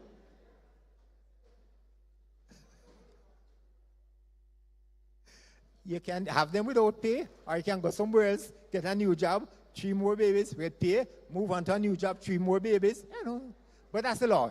3 rounds of maternity leave. Colleagues, there's something I want to talk about, which is notification to your employer. Notification. When you are going to resign your job, how much notice do you need to give your employer? Anybody knows? Miss Shelley says 1 month. How much notice do you need to give to your employer? 10 days? Usually the minimum is 2 weeks, 10 days, minimum. Some companies stipulate 1 month. But let's reverse it. The law says in Jamaica that if you're going to sever somebody's relationship, you're going to send home somebody. If the person has been working for just under 5 years, you must give them at least 2 weeks' notice. And if they've been working for 5 years, but just under 10 years, they must get at least 4 weeks' notice. And it keeps going up by 2 weeks. If somebody has been working with you for 20 years or more, they must get at least 12 weeks' notice before you send them home. That's the law. 12 weeks. So it depends. So just like how you are expected to give notice to your supervisor that you're going to resign, if they're going to terminate you for any reason, they have to give notice to you as well. I'm winding down, colleagues. There's something called, and by the way, you can ask your questions afterwards. There's something called Equal Pay Act. Does anybody have any idea what it means, Equal Pay Act? Equal Pay Act? So if I go to work and Shanette, raise hand, hi. Shanette and I go to work, roughly the same experience we have, same qualifications, and we go to the same job. Because I'm a man and I can lift more boxes and I can be more versatile, does that give me a right to get more pay than Shanette? The law says that once the jobs are similar in nature, you have to get the same pay. Both male and female must get the same salary. In Jamaica, do you know that on average, males get around 25 to 30% more pay than females for the same jobs, just because they are males? The law says that both males and females must get the same pay if you're doing the same job. Let me touch one more. Occupiers Liability Act. Occupiers Liability Act. I want somebody to answer me. I'm walking along my office floor. It was just wiped. Listen up, it was just wiped. I'm walking along, there's a sign that says wet floor. Listen up. Wet floor. I walked along and I slipped and I broke my back. Who is responsible for my injury?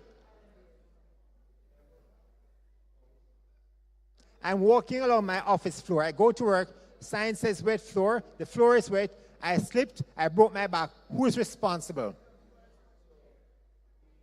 I am? The law says the employer is responsible. In other words, the court will say, did you take every reasonable precaution to prevent that injury? In other words, did you barricade it? Did you warn them? A sign alone is not enough. Just like when you have your house, I put up a sign that says bad dog, and the JPS man come in, or a visitor or a child comes in and dog bite them up, you are responsible, because the law is going to say, did you take every reasonable step to protect the visitor who came to your home? So at the workplace, it is the same thing. A sign is not enough. However, you're correct. If the employee deliberately ignored the sign and went against the company's law, you are on your own. But generally speaking, the employer is responsible. All right, I'm still saying, if there are any questions, let me know. There's something called dismissal, colleagues. Wrongful versus unfair and constructive dismissal. Let's talk about that for 2 or 3 minutes. Anybody knows the difference between wrongful and unfair dismissal? We hear them over and over. There's a thing called wrongful dismissal. For instance, let me give you an example. Mrs. Caroline and I fight. We fought at the fist fight, tear off clothes, fist fight. It happens, it happens. And because I'm usually the aggressor, they just call me Mr. Morris, clear out the locker, go on home. They fire me on the spot. I was the aggressor, I made it wrong, and I pick fight with her and beat her up. But they can't just fire me like that. You know why? That's called wrongful dismissal. Do you know why? Absolutely. The law says every person must have what's called natural justice, a right to an investigation, to a hearing. No matter what the person is wrong, he or she must be given a hearing. And then you can deliberate and take action. If you send home somebody without giving them a hearing or a chance to defend themselves with proper representation, it's a wrongful dismissal, and you have to give them back them job. A lot of persons, Michael Manley, the late Michael Manley, he won a lot of cases like that. Unfair dismissal now is when you breach a statute. For instance, the law says that if something is wrong with your baby, you just had baby, you can get up to 14 more weeks sick leave. The doctor submits certificate, you went off on your sick leave, you went off on your leave, and the employer fired you. They said, you only got 3 months, you should have been back. Yeah, but I submitted a certificate to say my baby is sick, I needed some more weeks. The law protects you, but they can't fire you. If they fire you for something that is within the law, it's unfair dismissal. In other words, come back to the sick leave. The law says that you submit a sick leave certificate after 3 days. I've heard of cases where people came back to work on the 3rd day or on the 4th day, and they did not submit a certificate and they were dismissed. That's unfair dismissal. The law says if you're sick beyond 3 days, you submit a certificate. They can't fire you for coming back to work on the 4th morning without a certificate. That's unfair dismissal. And finally, constructive dismissal. Just sharing, guys, I know this is a lot of stuff to complete in one day. Constructive dismissal, when you go to work and the employer makes your conditions so unbearable, noise in the background, gas, fumes, oily floor that you can slip on, you're not getting your salary on time, these are reasons for leaving the job. Yes, the law allows you to leave the job and claim constructive dismissal. In other words, if it makes your life unbearable, you have a right to quit and sue them for damages, for compensation. It's called constructive dismissal because of the employer's negligence or his actions, overt or covert, you could not continue on your job. So I'm done, guys. Are there any questions? Questions? Yes, Mrs. We spoke about a lot of stuff. We have a question here in the chat. What if someone, okay, 2 questions from the same person. Miss Maxine is asking, why should you give 2 weeks notice but the employer will fire you on the spot? That's so unfair. But this is the other one she's asking. What if someone quits the job on the spot? Will they be allowed to work at that company again or its affiliates? Thank you for those questions. They're very critical, colleagues. Why should I give my employer 2 weeks notice when they can fire me on the spot? It is illegal for them to fire on the spot. Nevertheless, for gross misconduct, again, the fight, or you have broken up the company's property, or you stole, they have a right to fire you without notice. But you must get a hearing. Again, for gross misconduct, you're not entitled to any notice. They can fire you on the spot after a hearing. All right. The other question, if someone quits their job, listen up, guys, very important. Your employment contract says you must give 2 weeks notice to your employer. Before you quit, you must notify them at least 2 weeks in advance. Oftentimes, it happens, people quit on the spot. I'm resigning effective tomorrow. It is illegal, and you often get away with it. Nevertheless, listen up. The employer has a right to withhold your salary. If you should have given them 2 weeks notice and you did not, they have a right to take the 2 weeks out of your pay. It's a right. Usually they don't do it, so you do it and get away with it. So it's a legal obligation you have and a moral obligation. So they can prepare someone to replace you, bring in somebody to act for you. Don't just quit on the spot like that. It's a legal and moral obligation. Any more questions, colleagues? I'm sorry we had to rush, but I hope you learned something this morning. You've been a great audience. And my friend over there in the corner, she had all the answers. Give her some stuff for me. And Miss Caroline and she and that lady over there in the black and this gentleman here in the jacket, give them some stuff. All right, thank you all, my colleagues. Thank you. I have some stuff to give you, courtesy of Mr. Morris. Put your hands together for him, please.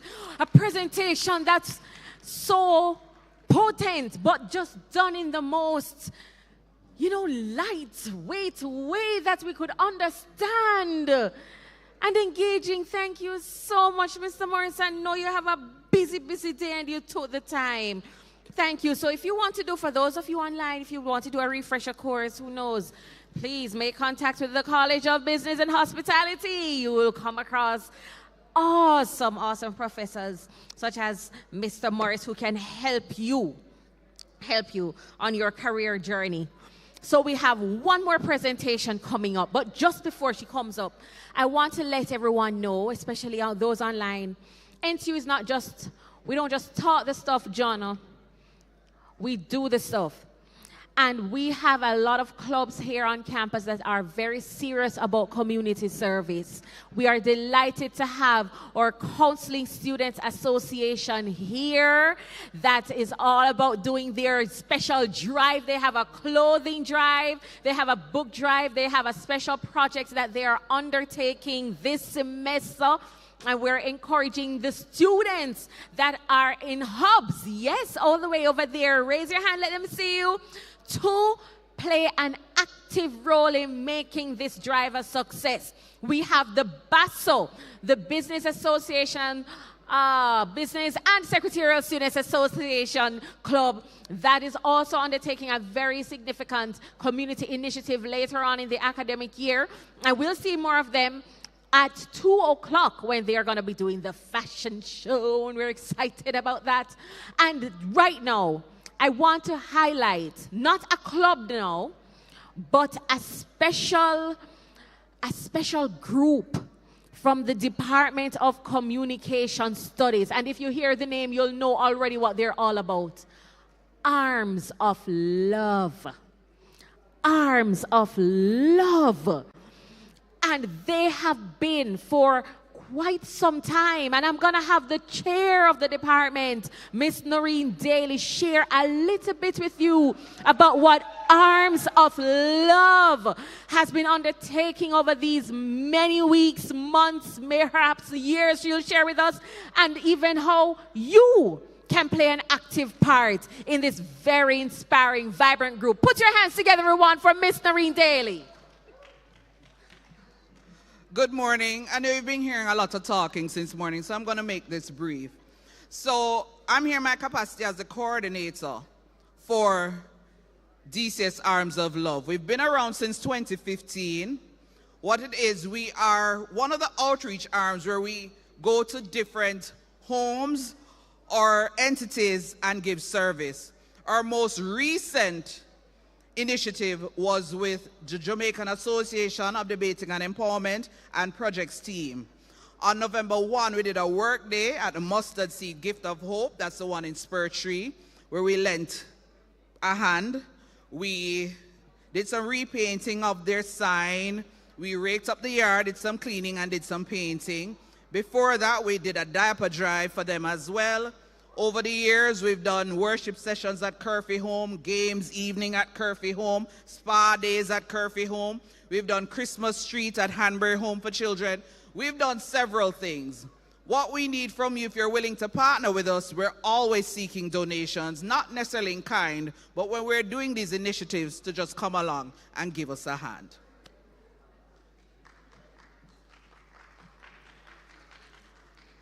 Thank you so much, Ms. Daly, for the work that you do, for the leadership, and just for the way you have been engaging your students in adding value in the community.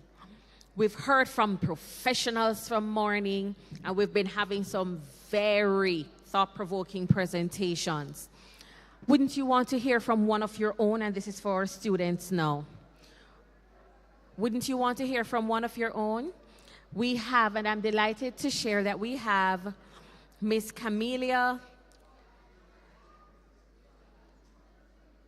Brown. Miss Camelia Brown. Someone left their phone. I have it here. Yes. It was left here. Thank you. You're welcome. And she'll be sharing with us, the students in particular, how can you thrive in school and beyond? Sharing practical tips for balancing goals and health. What are some practical strategies that I can employ to manage my academic and career aspirations, all while prioritizing health and well-being? Camelia is one of our students in the College of Humanities and Behavioral and Social Sciences, and she will be the one at this time making that presentation. Mr. Jones, welcome. We appreciate your being here this morning. Give it up, everyone, for Miss Camelia Brown.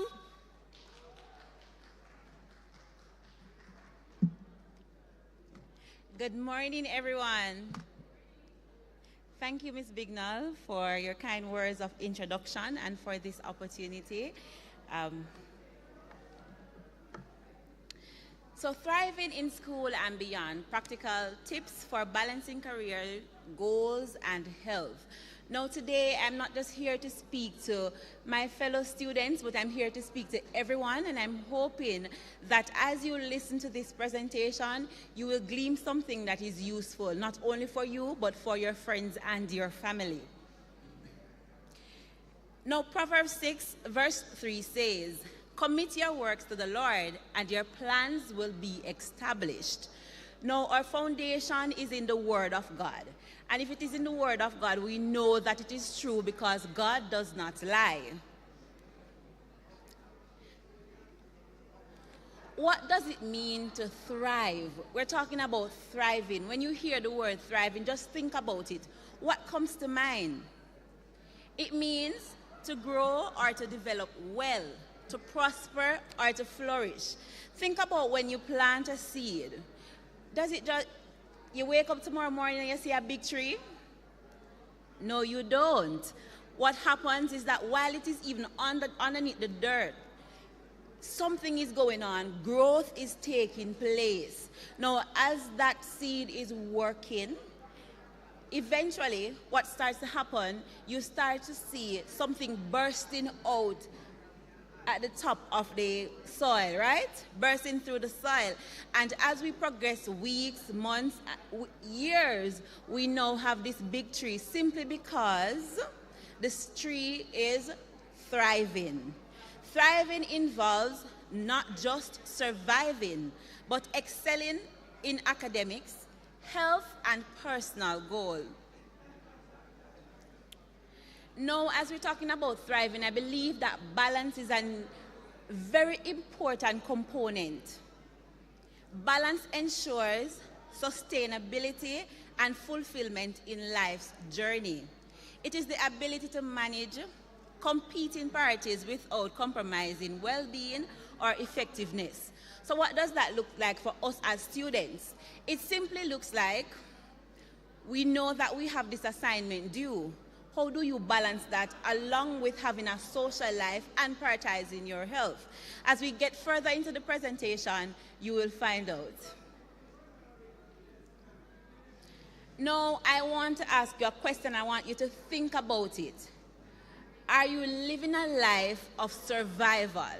Are you just getting by from day to day? You wake up and you're getting the assignments done just in time, right at 11:59.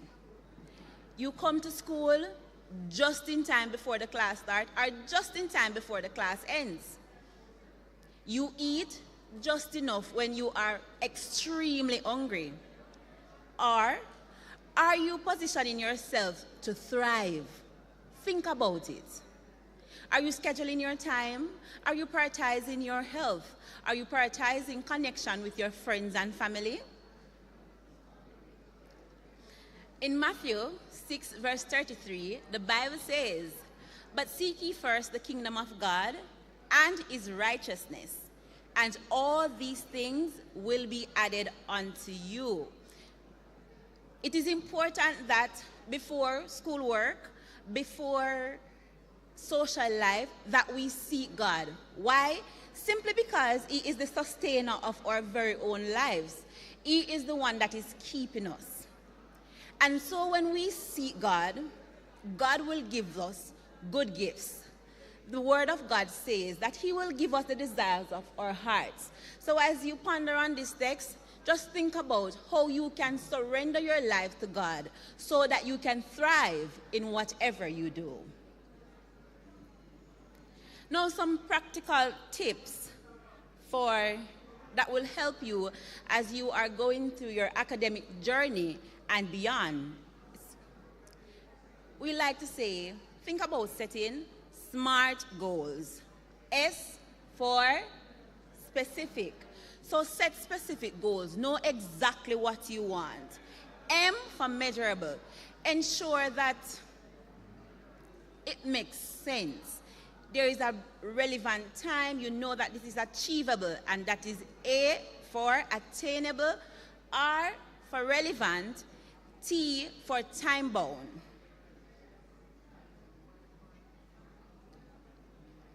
Manage your time wisely. Now, as a university student and as a student myself, I'm very much guilty of not having enough time.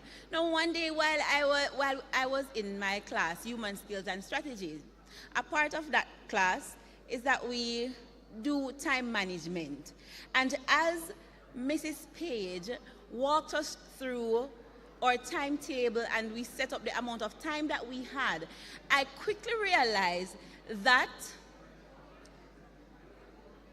I had overspent my time. I had no time in 24 hours. I'd used up my 24 hours, and guess what? I was now pulling on the other 48 hours in order to live my life within 24 hours. So how did I change this? I simply used some strategies. One, I started using scheduling. So on my wall in my room, I have this nice big board set up with all my courses and 7 days of the week, right? And so I use my little post-it notes and I write, plus I have some little cue cards, red, yellow, and green. And I use them to let me know that this is priority. This can stay a little bit. This can stay a little longer than the others. And when I do that, I realize that I now have a little time in the 24 hours for socialization, which I really love because I am a sanguine, right? Also, for persons who are more digitally inclined, technologically inclined, you can download productivity apps that will help you. It will send an alarm, send a reminder when you are supposed to do a particular task or even before the task is due. Also,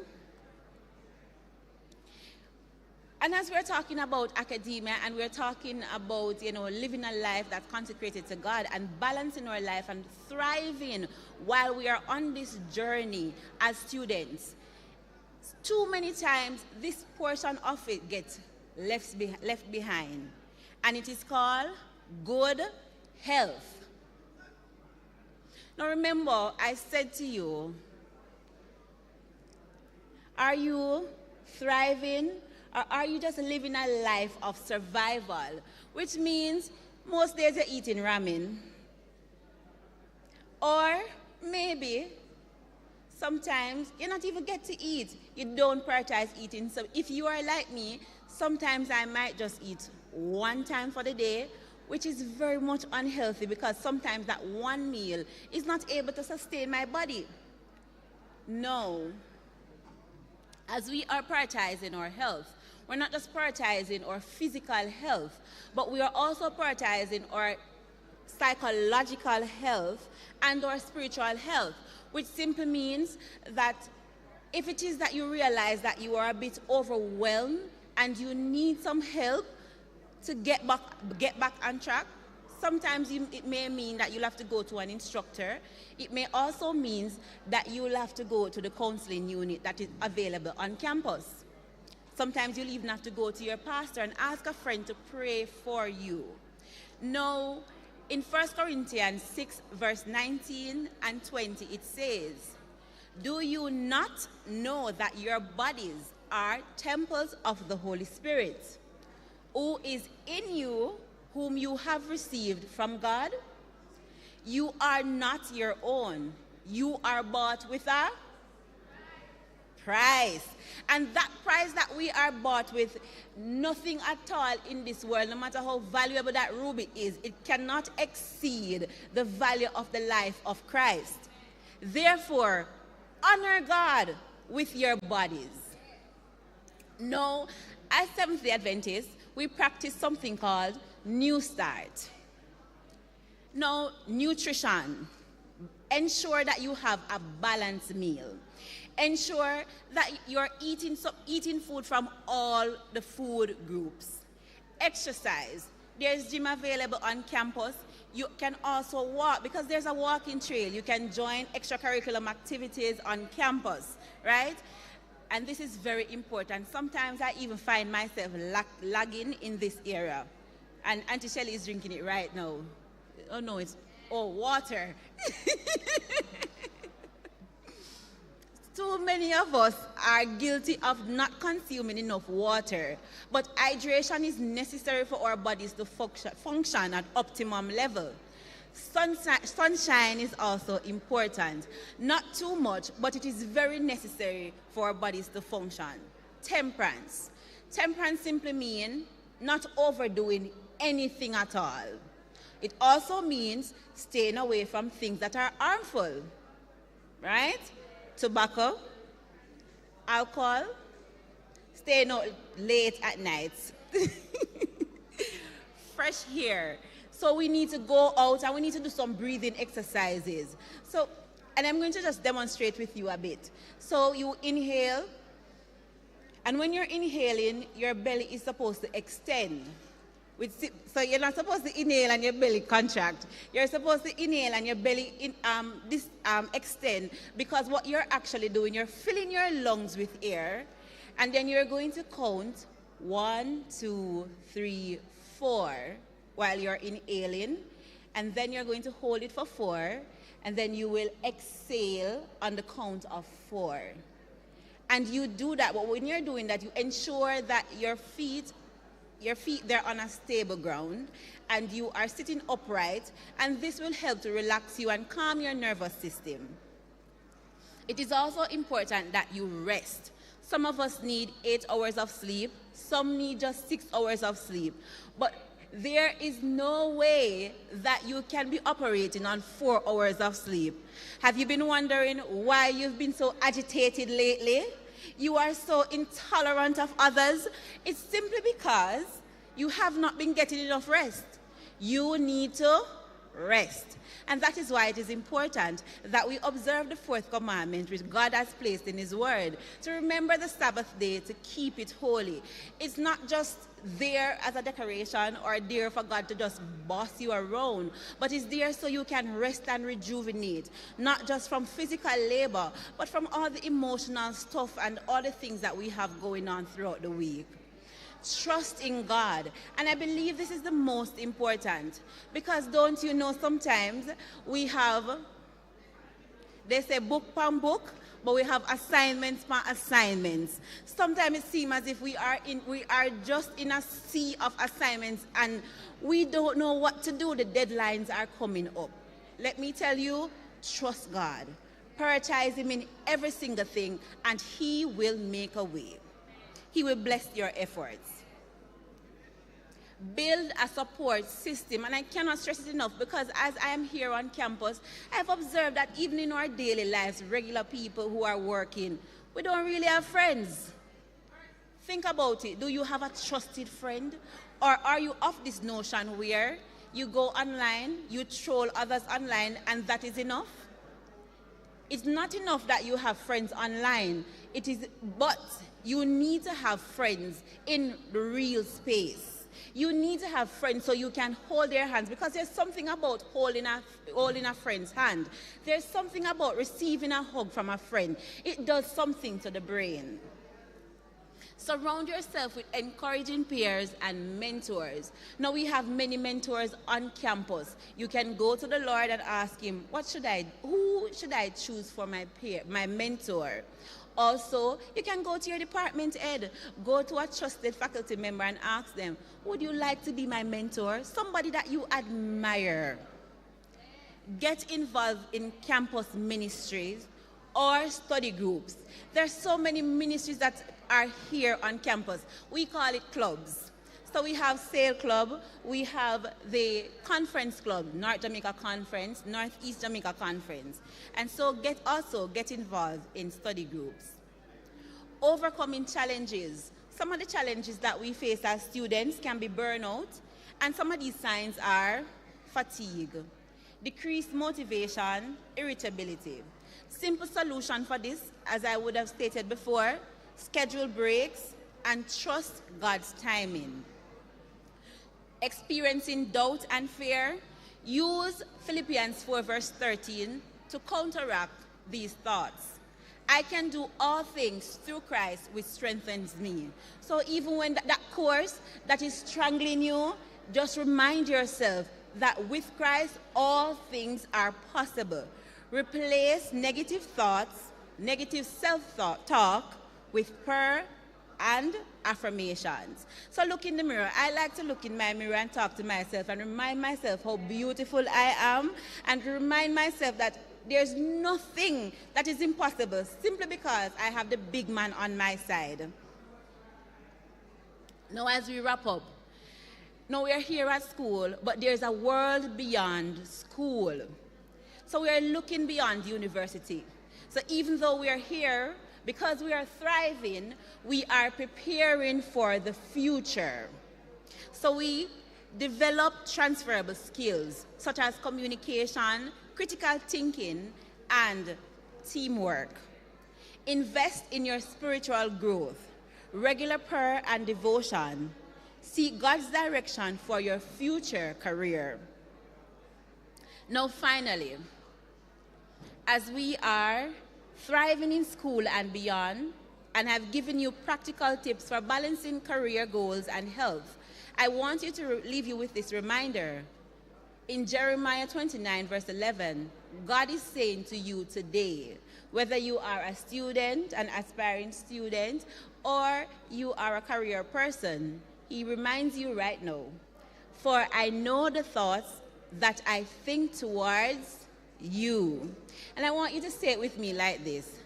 For God knows, let's go again. For God knows that He thinks towards me thoughts of peace and not of evil, to give me an expected. So the end is already carved out. So God has that expectation for you. And God is able to do exceedingly abundantly above all that you could ever ask or even imagine. So as you continue on this journey, remember to trust God to lead you in every step of your journey.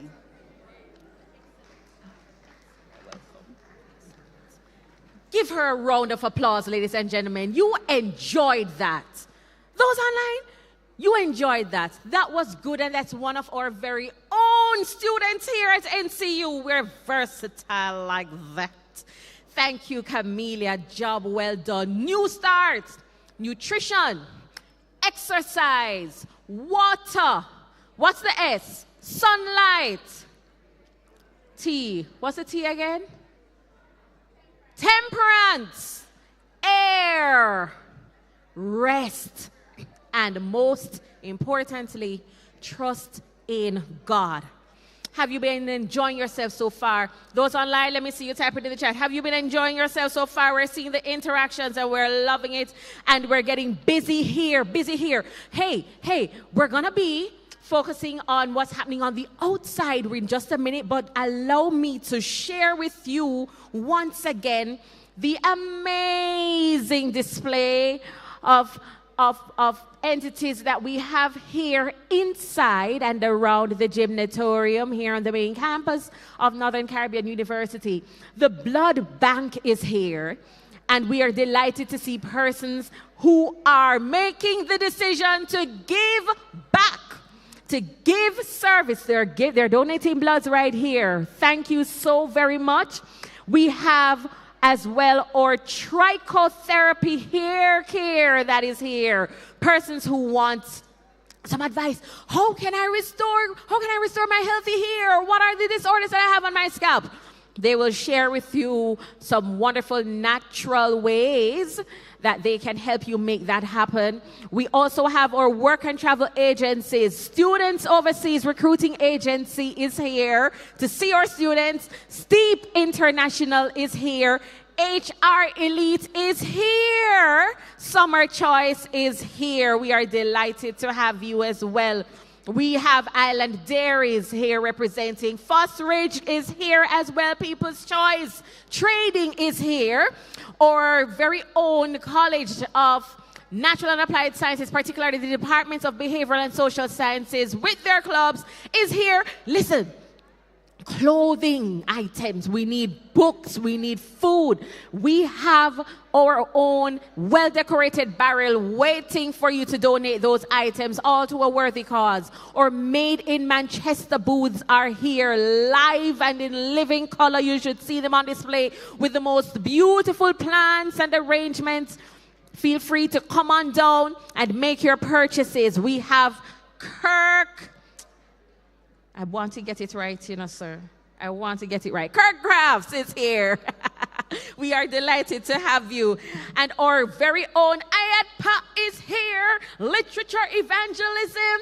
Get the books for, listen, I'm always buying for, your devotionals are here. Bibles are here.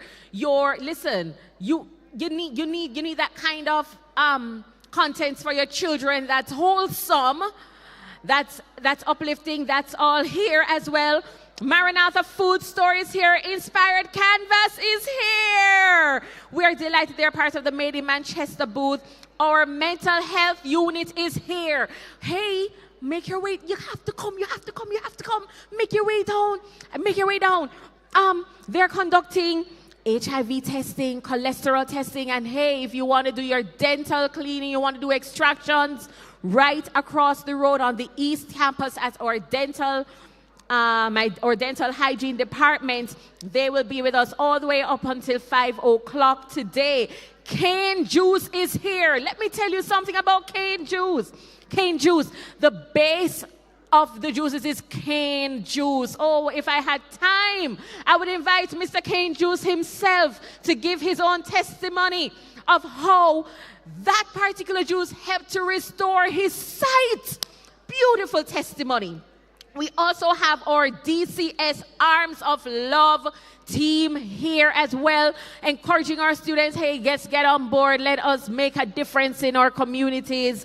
We have as well Fidelity Motors all the way on the outside. For those who are interested in vehicles, we got you covered on the outside. And ladies and gentlemen, we have 2 more presentations to share in this segment.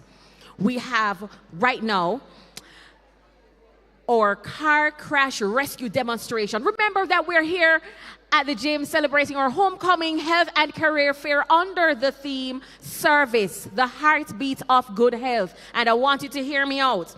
Car crash rescue demonstration. How does that align with what we're doing here today? It seems as if these days, and you can attest to it, that the only skill set so many of us have when it comes into a car accident is to take out the cell phone and we go into the video app and we are recording what's taking place, and then we later on upload to social media. We don't know what do we do when it comes on to rescuing someone who has just met into a car accident. And we're delighted that outside we actually have the crashed car that's there, and we want to say a big up and a thank you to Big Rat Auto who provided that for us, because we wanted to make this as realistic as possible.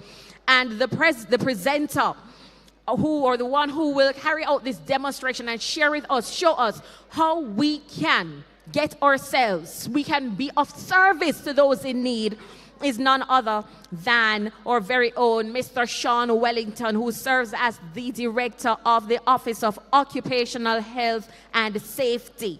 And so we're going over to him at this point.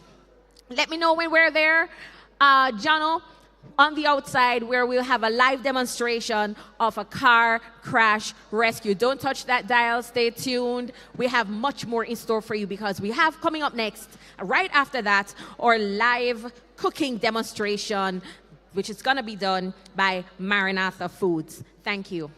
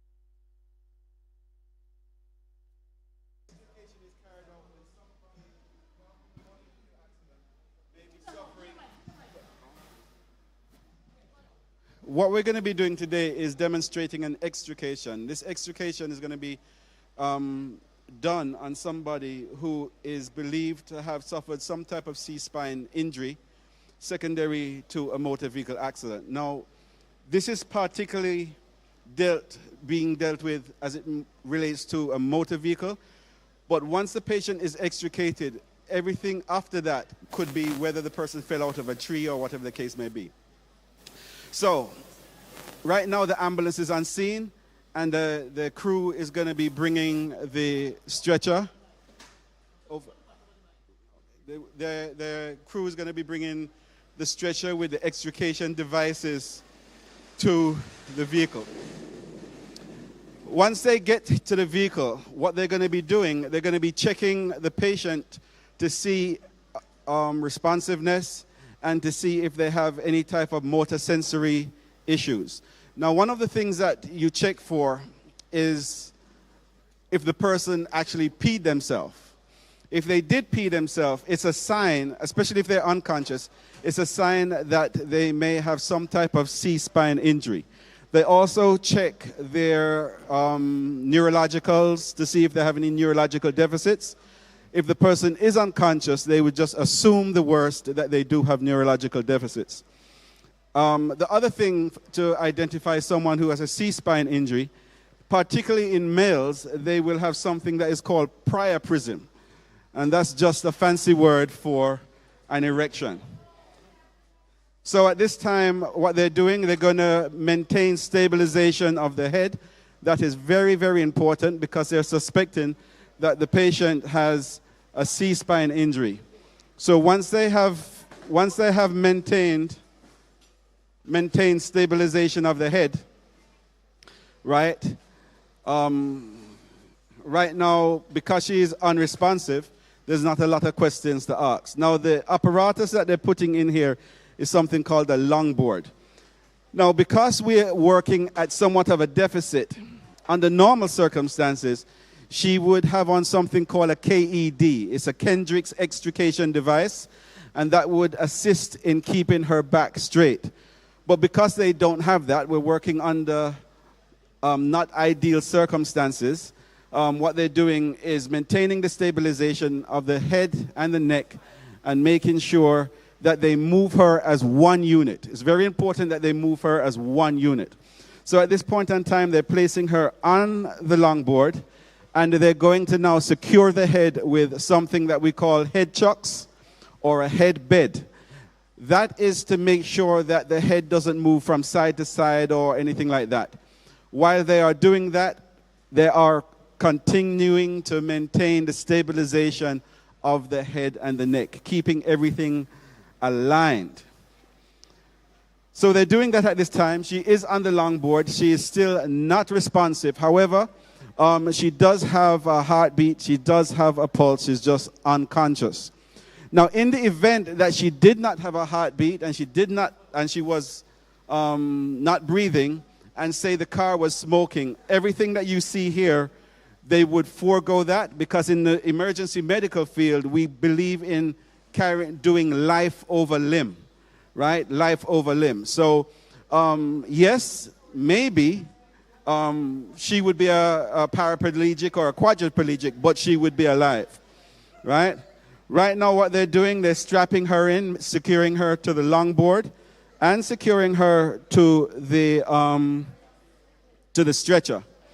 Once they have done that, they will take her into the ambulance, reassess her, right, for her vital signs and so on. They're going to be pulling up the side straps on the ambulance, on the stretcher, just to make sure that she doesn't roll off, right? They pull up the sides, and they're going to be taking her to the ambulance to take her to the hospital.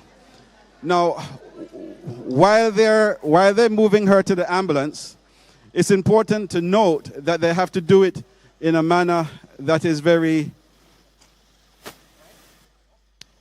as gently as possible, so as not to cause any additional injury to the patient. So right now she's being loaded up into the ambulance. and she'll presently be taken to the emergency room.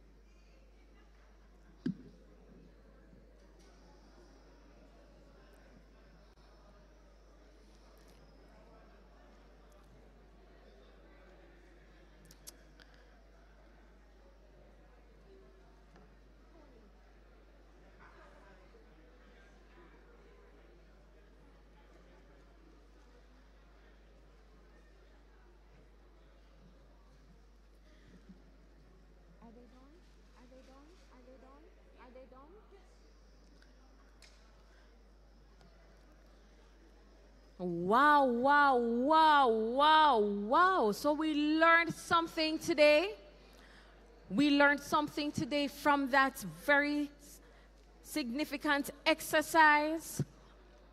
How to rescue someone from a major accident. So in the event we don't have an ambulance, just in the event, perhaps we can make some arrangement to get stretchers or be creative and resourceful. But we have learned how to extract someone from a damaged vehicle. Thank you so much from the Office of Occupational Health and Safety, Sir Sean Wellington. We appreciate that demonstration immensely. Thank you, thank you, thank you. I know Maranatha is currently preparing themselves to make that live cooking demonstration. How do you prepare yourself a healthy meal? Because we're all about healthy living. We're all about a plant-based diet.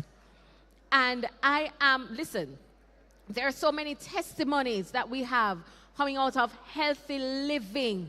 Persons think that when they have diabetes or they have these significant illnesses that you can't get back or you can't get better health. You absolutely can. You absolutely can.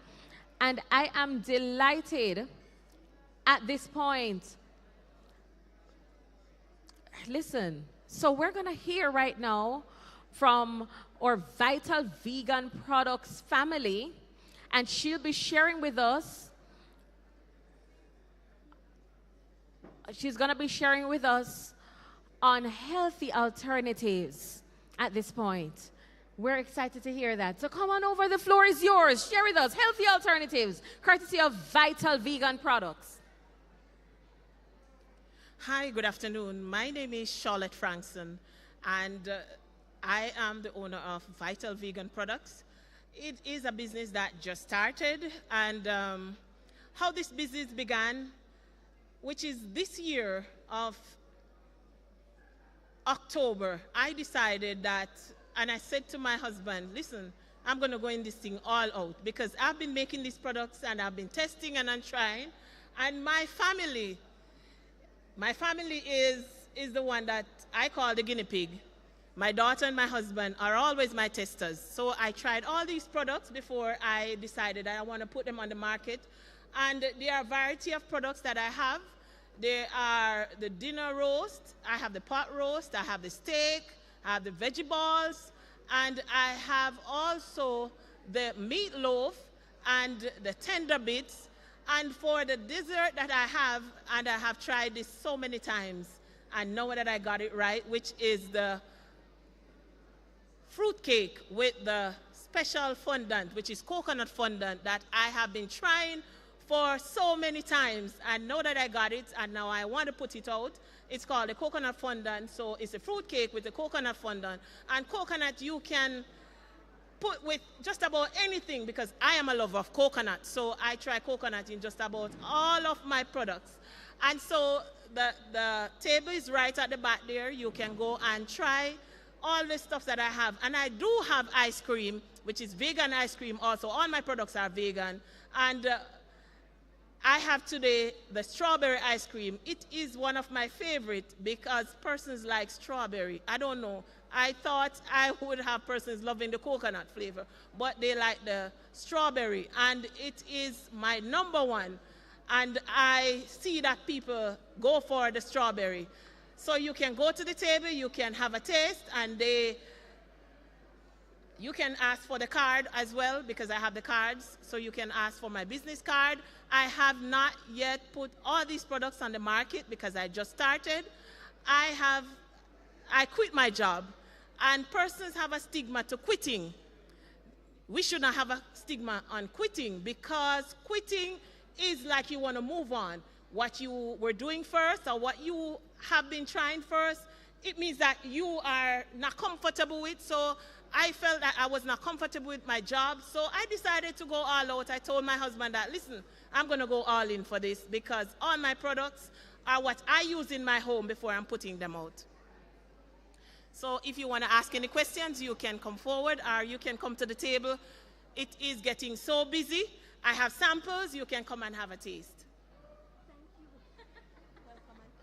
Thank you so very much. Thank you. Listen, listen, that's important. And there's another one I want us to hear from. My Mr. Cane Juice. I want to hear from him. He's coming up shortly. And I also want to highlight that Cal's is here. Cal's is in the building. They're waiting to see you. They have a lot of goodies on the outside waiting to just share with you. And we have right over here on my right, you're left in the S1 room. You will see the tag, Relaxation and Meditation Retreat. We have hands-on massage therapy. Hands-on massage therapy. I said it right. Hands-on massage therapy. And she is willing to do 5 minutes massage for free. Okay? So, and then you can discuss other arrangements when you get to her. But the room is set. The ambiance is set, and if you feel some tension here, listen, hands-on massage therapy is going to take care of you. But there is a fantastic gentleman I want you to meet. We're going to have the live demonstration courtesy of Maranatha. They're coming up, they're setting up, but I want you to hear real quickly from this gentleman. Just lovely. To know him is to love him. Nice, has a strong, rich story about the power of that cane juice. Listen, it's not magic, but he's gonna share it with you, the impact it has had on him, and it has been having on the rest of us. And I'm a testimony. I love it, my children love it, and I have family members that use it and love it. I want you to share with them a little bit about that. Thank you. Good afternoon. All right, so my name is Dwight Levy, and I'm the CEO of Cane. Cane is a company designed out of necessity. My quick story, in 2017, I lost my vision. I went totally blind from a car accident that we had on the Carteret Road. And I was told after doing millions of dollars worth of surgery from my ophthalmologist that I would never see again. I had what you call a retina detachment, and in order to have your retina reattached to the back of your eyes, it requires a very tricky process, right? And therein I lost hope. However, as an engineer, I looked at the fact that I had a wife and I had children, and I wasn't going to give up on myself that easily. So I looked into what I could do to basically give my body the nutrients that it needs to heal, not knowing exactly that we would have been so good on the market. But lo and behold, I started to regain vision.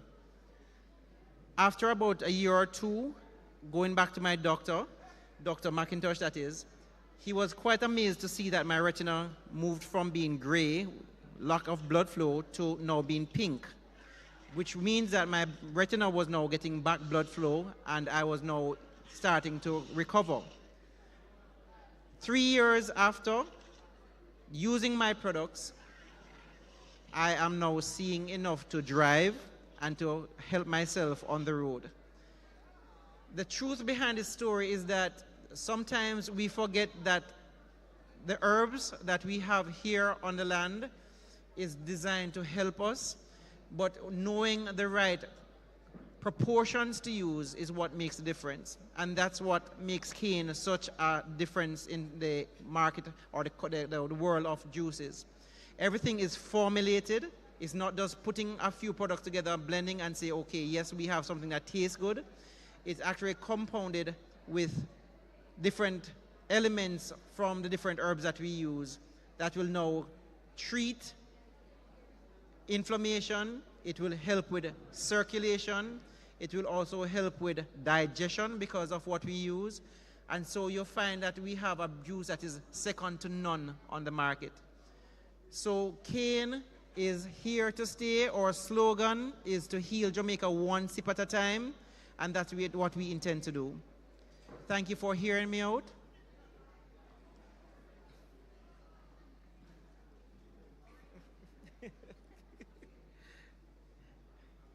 Thank you so much. Didn't you enjoy that? You want to take a stop right over there. He and his beautiful wife are there giving you samples, and they make this by themselves. Listen, it is real. I want this mic. I want this mic. Can I get this mic? Beautiful. We're on the grounds. Okay, no, since the camera is here, I want to invite you to come. I have a student that's here. She's been here from morning. And I want to ask her, what has your experience been so far? Let's talk about the presentations just a little bit. I mean, what are your thoughts so far? Let me say, on the overall experience so far, and bearing in mind our theme, service, the heartbeat of good health. Has it been inspiring? Has it been meaningful? Share with us the ways.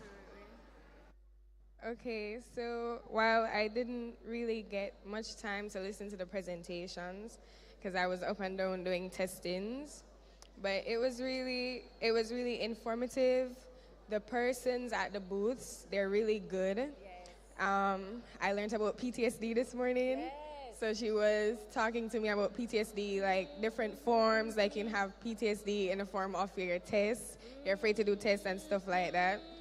I did my blood pressure, cholesterol, so a lot of stuff. Yes, take advantage of all of them. And I noticed you had a special ice cream. Yes. How was that? From Vital Vegan Products. That was good? It was. Woo! The stuff are really good. So they have to stop by for the strawberry ice cream at Vital Vegan Products. Okay, so listen, thank you. So remember to stop by some of these work and travel agencies that are here as well, and visit the blood bank. Who knows? Visit blood bank. You should see this. You should see the chairs have been filling up from morning. The chairs have been filling up from morning. The dental clinic has been busy. Persons have been stopping by the booths. Man, listen. It's all, our young people love the food, love the food. I know our Maranatha team is getting ready for a very special presentation. Are they ready? Are you ready yet? Not quite. Not quite. But ladies and gentlemen, especially those of you online, we hope you've been having a wonderful time. I just want to give you a breakdown of those who are here. And also reminding you that the cricket match is still happening on our field. And Uncle Nigel, I want to remind you as well, the blood bank is here, waiting for you. And everybody, our fitness center over here is waiting for you. Can we have some fitness challenges going on? We have the hula hoop challenge. We have the dumbbell challenge. We have the step challenge. We have the skipping rope challenge. We have the aerobics challenge. Listen, it's all about holistic development today, ladies and gentlemen. Service, the heartbeat of good health. I see my friend over there, a nice young lady who has some wonderful products there on display. Inspired Canvas. Happy to have you. She does them all by herself. You want some inspiration in your house, you just take a look over there. And listen, you want to revive. Listen, one of the ways we feel, well, they say when you look good, you what? Feel good. When you look good, you feel good. And right here, if my cameraman were with me, I would show him Revive Me, who is right here, who has lovely items for you for your consideration. Listen, Revive Me, revive your... Are you a thrift store? You are a thrift store. Did you know a lot of our online viewers didn't know that, There are thrift stores in Mandeville, but I'm speaking about Revive Me. And she is right here in the building. I mean, chef's kiss, high quality clothing at affordable prices, waiting for you right here at the Gymnatorium. I've told you, if you want inspiration, you have to come over here. Over here. Kirk's Crafts has... Mr. Kirk, no weapon formed against me shall prosper. And you hand make these items.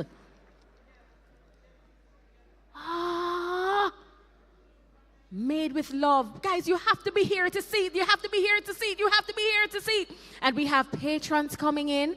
They have their magazine, the Navigator magazine in hand.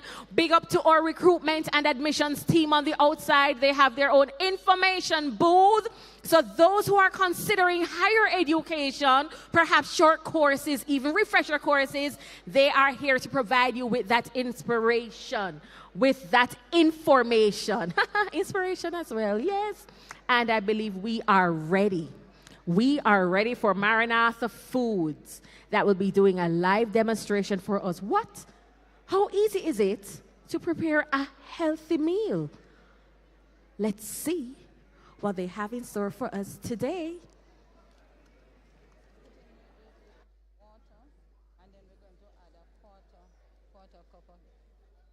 Good afternoon, everyone. Welcome to Maranatha Kitchen, where we prepare the most healthy, delicious meal that you can have, and also where we sell health products, all natural, plant-based health products. And today we are going to be doing a food demonstration for you.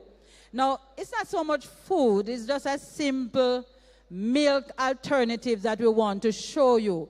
No, and a lot of persons are allergic to milk and they don't know. They continue to take milk and they have allergies and sinusitis and all kind of respiratory problems. We want to show you how you can get an alternative to milk and then how you can transit into making other things using that milk base. With me today, I have one of our chefs from Maranatha Kitchen, and she will be doing the demonstration while I do the talking. All right? So we are going to be using it. And for this simple milk, we are going to be using pumpkin seed. Now, pumpkin seed make one of the best milk that you can have. You'd be amazed to know that when you put this with water and blend it, that it actually turns from green to white. It has the same color as your normal dairy milk. All right, so we are going to be using that. And to make this milk, you're just going to use a quarter cup of it, and you're going to use a cup of water. You're going to blend that first, and then I show you the other ingredients. So she's going to be working on that part. Just adding a quarter cup to it, add 1 cup of water. You will blend that first. After that, we just add a pinch of pink Himalayan salt. After it is blended, and we use 2 tablespoons of either honey, maple syrup, agave. Today we are using agave. I tend to prefer that one mainly because it is low glycemic, meaning that it doesn't spike your sugar level easily. So those persons who might be diabetic and you need a little sweetener, a little, I said, then it is a better alternative. All right? Now, why pumpkin seed? Especially for our students. Since we are at NCU, we have a lot of students who are studying. And sometimes money is limited. But you want to eat healthy. You must eat healthy as a student. Bear that in mind. Please do not just run for some junk food. Just pick up something so that you can satisfy your taste bud. But at the meantime, you are malnourished. And many persons are malnourished. Believe me, I have to deal with persons in my line of work, and they might have a lot of money, and yet they are malnourished because they just eat on the go, anything you can get. But guess what? My pumpkin seed, right? Pumpkin seed is rich in magnesium. Why do you need magnesium?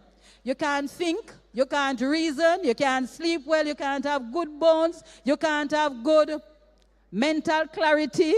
Men, you can't have good parts of your body working well if you don't have magnesium and zinc. All right? And your pumpkin seed is rich in both. Beautiful. All right? So you're getting one milk that has magnesium, manganese, zinc, and a lot of other nutrients in it. So you're eating with a sense of purpose. While you're taking a simple meal, you're also building your body. Now, I need to mention also, because I'm so much into magnesium, it is one of my favorite supplements. I need to mention to you that if you don't have magnesium in your system, you're going to find yourself with muscle contract. You ever try to get up and you can't, your foot start itching, you're having cramps all over. A lot of time your magnesium level is low. If you find yourself having this constant headache, every minute you get up, you know, today you have headache, tomorrow you have an headache there, chances are your magnesium level is getting low. Another thing that you need to remember, if you don't have good supply of magnesium in your body, your calcium cannot be absorbed into your bones. That's very important for you to know, because as we start to get older, and I'm looking at older to be like anywhere after 25 going, because after 25, 30, after 25, 30, your body has reached its peak in growth, all right? And if you don't have this magnesium in it, then the body cannot absorb its calcium, and you're going to be having brittle bones. And by the time you reach 40, you're going to be sitting down, and you find it very difficult to stand up again. And now you go to your doctor because you can't, and he said, listen, it is old age. It is not old age, it is because of lack of nutrients. Your body is deficient. And if you take care of this deficient, you will be fine. Now, I want you to look at this. I need you to look at this. Now, remember, we started with green, didn't we? It was a green pumpkin seed. There it is. Look at your milk. Very much white. I can continue, right? Okay. So from this now, what we do, we add other things. So this is just a plain milk. All right, plain milk there. It looks so rich already. So rich. No, you're a student. You're on the go. You have to have something nutritious. Or you're a mother, you have the children, you have to go. Or you're a very busy person like me, and then you have to go, but you need something healthy. Now look, we are going to make a meal. To that, I love the seeds. So I have some other seeds that I could put, and I like to be more on the slimmer side. So I'm very careful how much of this we use. If you want to put on a few pounds, you can use more. So I will use like a teaspoon. So this is my flaxseed. Now, let me mention something with our flaxseed. Ladies, please remember to use up your flaxseed. It is a blessing from God. There's a nutrient in there that's called phytoestrogen. And phytoestrogen is like the estrogen in your body. It stimulates the production of estrogen. And remember, ladies, it is estrogen that makes us into females. If the estrogen level is low, then we're going to behave miserable and moody and all kind of things that our husband will not like. All right? But take 2 tablespoons of grounded flaxseed, and it will help you and ease you nicely into menopause. All right? Also, it is good for your bowel health. Should I mention I'm cooking? So I don't know if I should mention it, but I can't help myself. Make sure that you have good bowel health. Be going to the toilet at least once every single day. If you miss going to the toilet on a daily basis, you're having backup, of things that should not be backing up in you. And it is going to hurt you. Your blood is going to be contaminated and disease is going to come on you. Impure blood means disease because the life of the animal is in the blood. All right, so we will use a tablespoon of our flaxseed. And to that, I will use, because I'm saying that persons want to keep on their nice weight, we use a tablespoon of the sunflower seed. If you didn't want to use the pumpkin seed to make the milk, you could have used the sunflower seed instead. Now, sunflower seed is rich in vitamin E. Anybody know what we need vitamin E for? For the internal organs. It's very protective of your organs. So we would have used that to make a milk also. And because it is morning and I want a pep in my step and I need the energy, guess what I add to it? 1 teaspoon of the mighty spirulina. The mighty spirulina, 1 teaspoon. No, audience, remember this. Because the thing is good, and you hear that little is good, you're thinking that much is much better. Don't do it. Don't do it. Your body might not be able to handle it. 1 teaspoon is sufficient. So I add 1 teaspoon of my spirulina to that mix. All right? And I will put 2 tablespoons.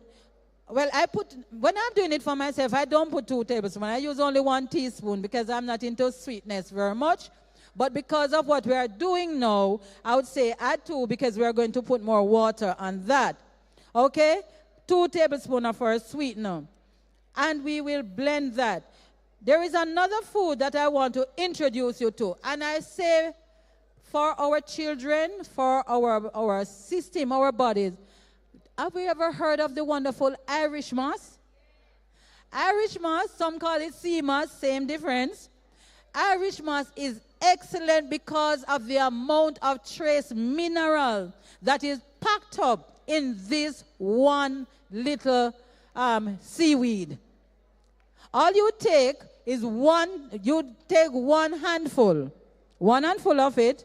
So you measure it, just a handful, and you will put it in 16, wash it nicely to get all that salty taste, and you put it in 16 ounces of water, and you will soak it for at least 24 hours.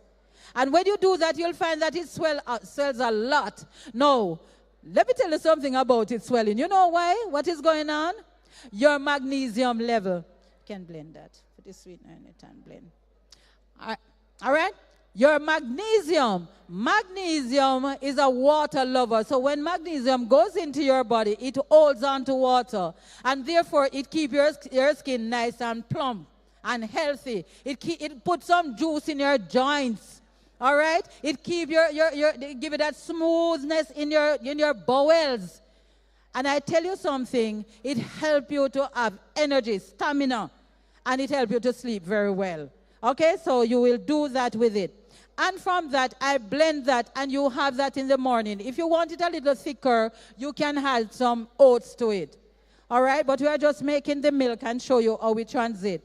You could have added some oats to it, and from that, that is your drink. I just want to show you the finished product and let you know that you can do small things in your home. Invest in some things. Get some seeds, get a pack of oats, get yourself a pack of spirulina, and you will get some form of sweetener. You will make that. If I want additional protein, Vegamax is my go-to.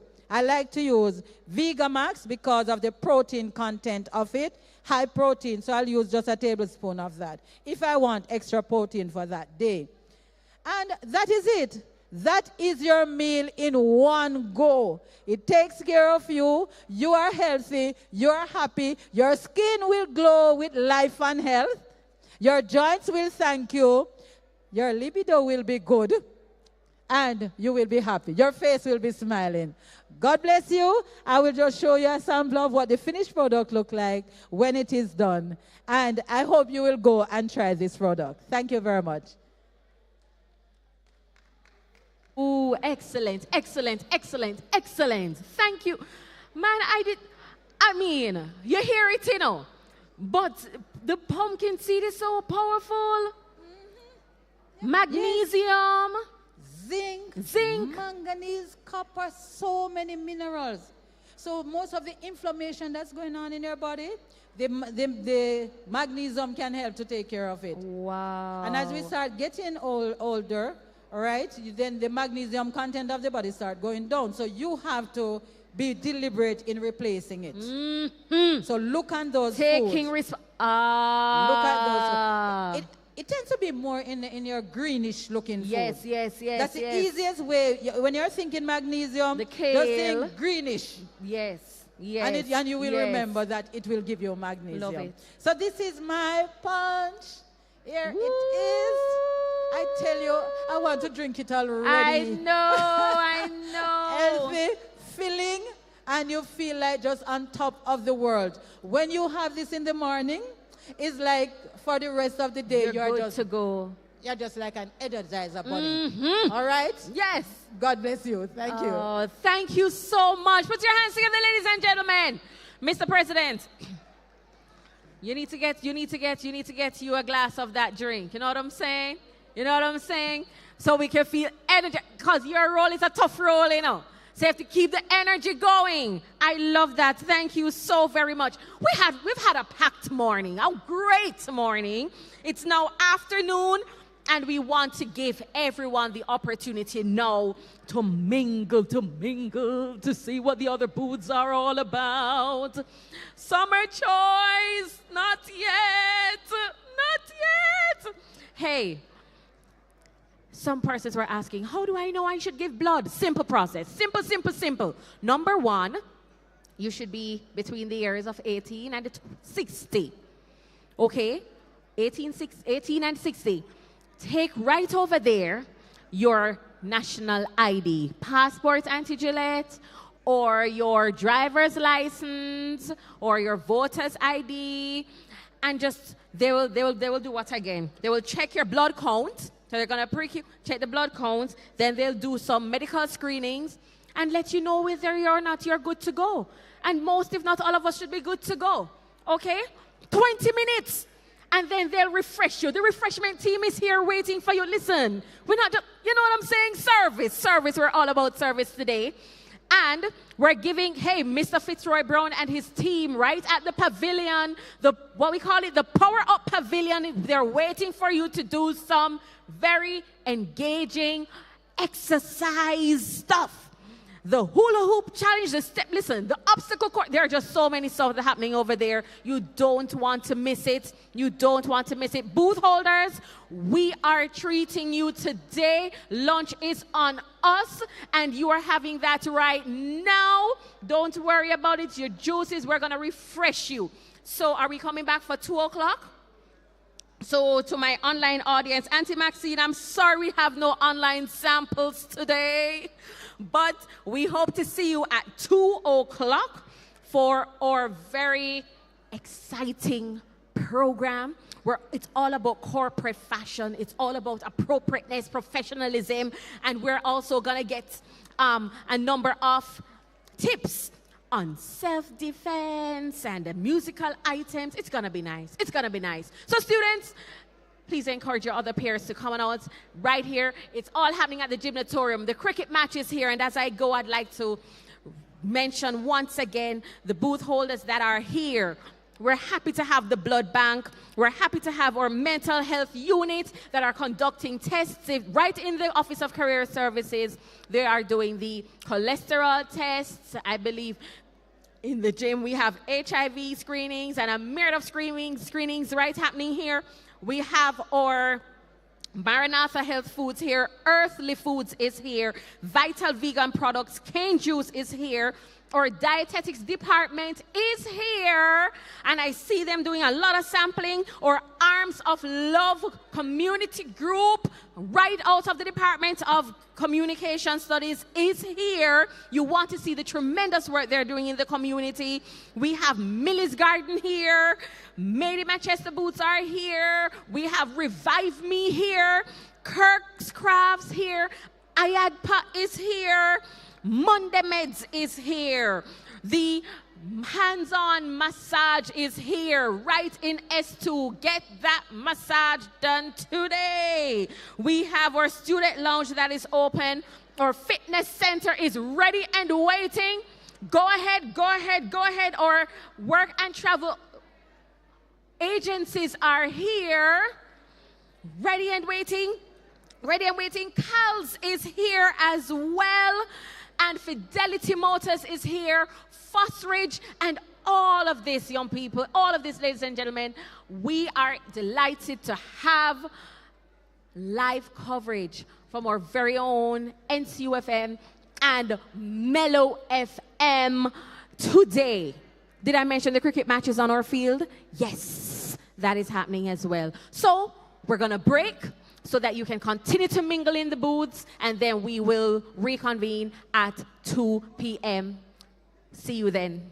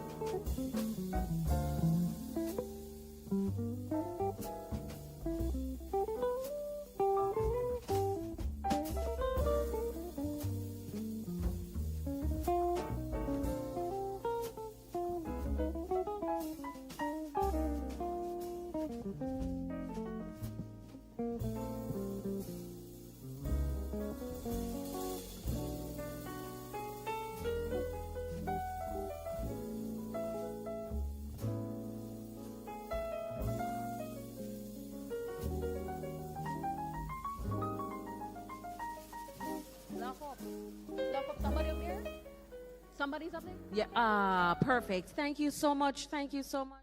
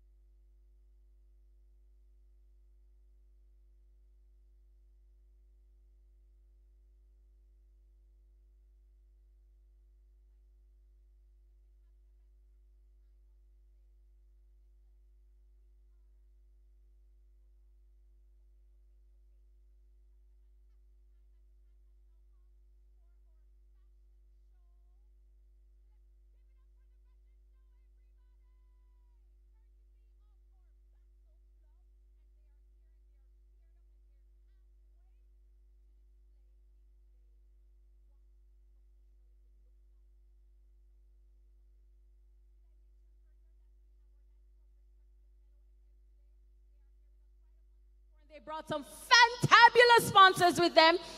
And on the outside, we have Cal's Foods. Cal's Foods, listen. They have a whole heap of things to give away. They have a lot of things to give away. And I'm telling you, Carl says the first 4 persons that visit the booth now will win themselves 4 beautiful, catawampus, delicious items in their gift baskets. The first four. Why are you looking at the first 4? The first 4 that go to Cal's right now, you will walk away having competed in a slight competition. 4 gift back. The first 4. Oh my goodness. And listen, throughout the entire program, we're going to have more giveaways. Mello has come with giveaways. Island Dairies, we can't wait to see what you have in store for us today. We have a lot in store for you, but we're going to kick off our program right now with our fantastic MCs. They are some of the most competent, most articulate, eloquent orators on campus. And I want you to give it up for former Burgundy jacket holder, female, Shari Blagrove and Akeem Oret. Yes, keep the vibe going, keep the vibe going. Can I hear you make some noise in this place? Yes. Good afternoon, everyone, and welcome to our fashion show for this afternoon here in the Homecoming Health and Career Fair under the theme, Service, the Heartbeat of Good Health. Hello, everyone. My name is Sharon Blagrove, and we are thrilled to have you here for this exciting fashion show, brought to you courtesy of the Business and Secretarial Students Organization, BASO, under the leadership of its president, Nathaniel Nelson. Right, and I am Akeem Art. Today's theme is all about empowerment. Through professional style and personal safety, we aim to inspire you to bring your best self into every single space, be it your workplace, a social setting. So sit back and enjoy the show. Right, Sharian? Right. Now, first impressions matter. In this segment, we will show you how to present yourself with confidence and professionalism during an interview. Right, so we have a packed program filled with style showcases, practical self-defense demonstration, and inspiring performances. So let us dive into our first segment, and that is the interview attire. For the gentlemen, the key is a classic polished look. Our models will demonstrate dark suits, yes, share them as they come, paired with white or light blue dress, shirts, silk ties, and polished leather shoes. Accessories like a professional briefcase or a simple wristwatch complete the ensemble. And ladies, opt for tailored blazers paired with skirts or pantsuits. Add a conservative blouse, closed-toe heels or flats, and a structured handbag for a look that exudes confidence and professionalism. Right, them look good for the interview attire, yes? Yes, them pass. Them not look good? No, man, them not look good. Cheer them on. Them not look good. All right, so our next look is the business casual look.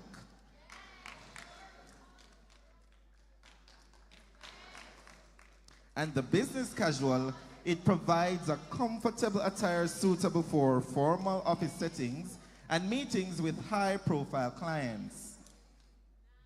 For women, we have right, and for the males. Okay, so for the male business casual, it provides a comfortable yet professional look, perfect for everyday office wear. Here, our male model wears smart chinos, a button-down shirt, and loafers, topped with a lightweight blazer for versatility. Right, and he's dressed in his full black with his wristwatch, silver, looking, yes, business casual, right, Shariad? Right. Right, so we'll now have some self-defense demonstration We'll break for just about a few minutes to have our self-defense demonstration, and then we'll be right back with our fashion show.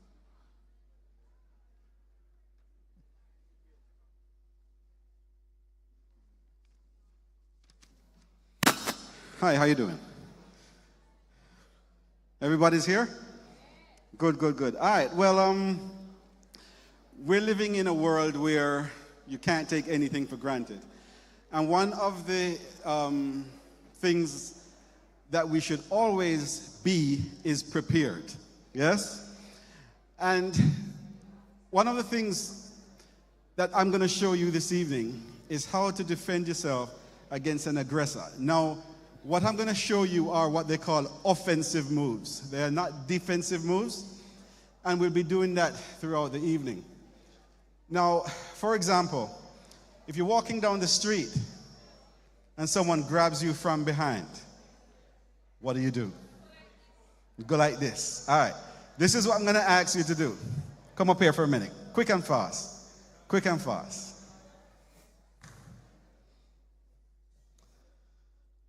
All right, so you're walking down the street, and I'm going to ask you to take your shoes off if you can and go onto the mat. All right, just step onto the mat for me. So you're walking down the street, right? And you get grabbed from behind. How would you get away from that? No, he's choking you. He's choking you. Yeah, no, no. All right, good. I'm going to show you how you do it. Right? Hold this one. What you're going to do, when he holds you like this, good. You step back, one foot in front. Very easy. Can I try that? Okay, so you're going to try it. All right? So you have to get into the right position because this has nothing to do with strength. What it has to do with is technique, right? So he comes behind. What she's going to do is take her hands and grab him here. She's going to position her foot with one leg, this leg behind, this leg in front. But when she squats, she's going to squat and lean to one side. And as she's going down, she's going to pull him forward. So after 3, 1, 2, 3. Right. That was good. She just had to go down a little bit more. Look at my form. You grab, you squat at the same time. And what you're doing, you're throwing him off balance. So let us say thank you very much and congratulations. All right. Thank you. Thank you. I hope we learned some self-defense right there. Yes? So because our contestants, I don't want to say contestants, but contestants for right now, because they were looking so dapper, we're going to have to do it over again. Sharian, right. Shall we? Second time for everything. Okay, so first, we will have the interviewee. Right, and he's walking across the stage looking so classic, a gentleman, a polished look. So he will demonstrate by wearing dark suits paired with white or light blue dress shirts, silk ties, and a polished leather shoes. Accessories like a professional briefcase or a simple wristwatch complete the ensemble. Right, and for our females, they're opt for tailored blazers paired with skirts or pantsuits, yes. Add a conservative blouse close to heels or flats like she's wearing now, and a structured handbag for a look that exudes confidence and professionalism. And our contestant on stage, she has a gray pantsuit. A gray pantsuit, yes. And a white shirt, blouse, and a black flats, yes? Right. Good.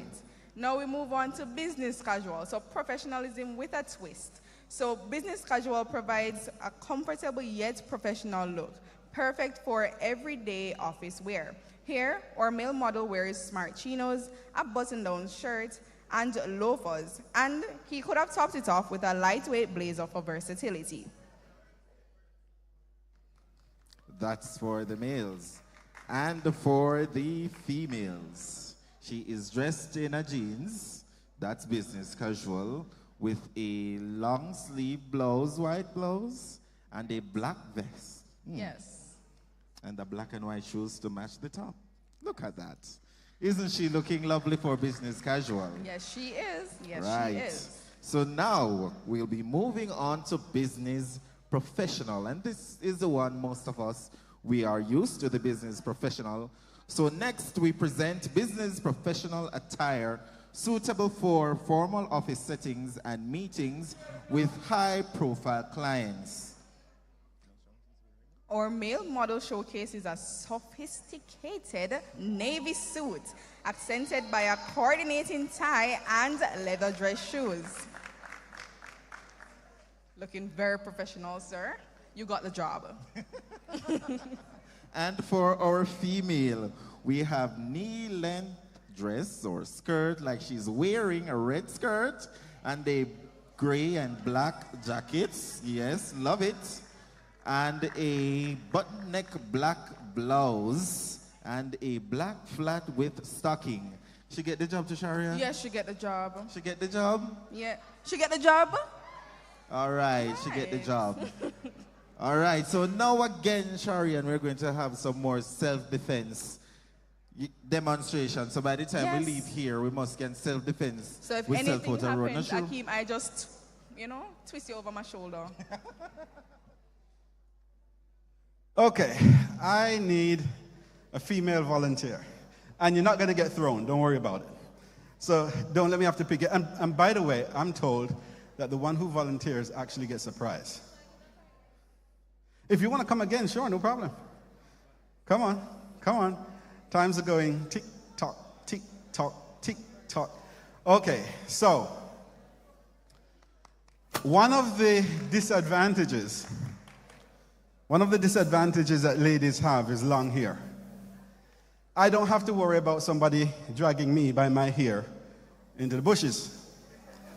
And I can tell you nothing good happens in the bushes, right? So here she is. She's walking down the street, minding her own business, and someone comes and grabs a handful of her hair, right?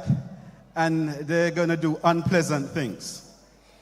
Now, if a person grabs your hair, imagine that he has a handful of your hair. If you make any fast moves, you're going to have a patch about the size of mine. All right? How would you get away from that? No. He still has your hair.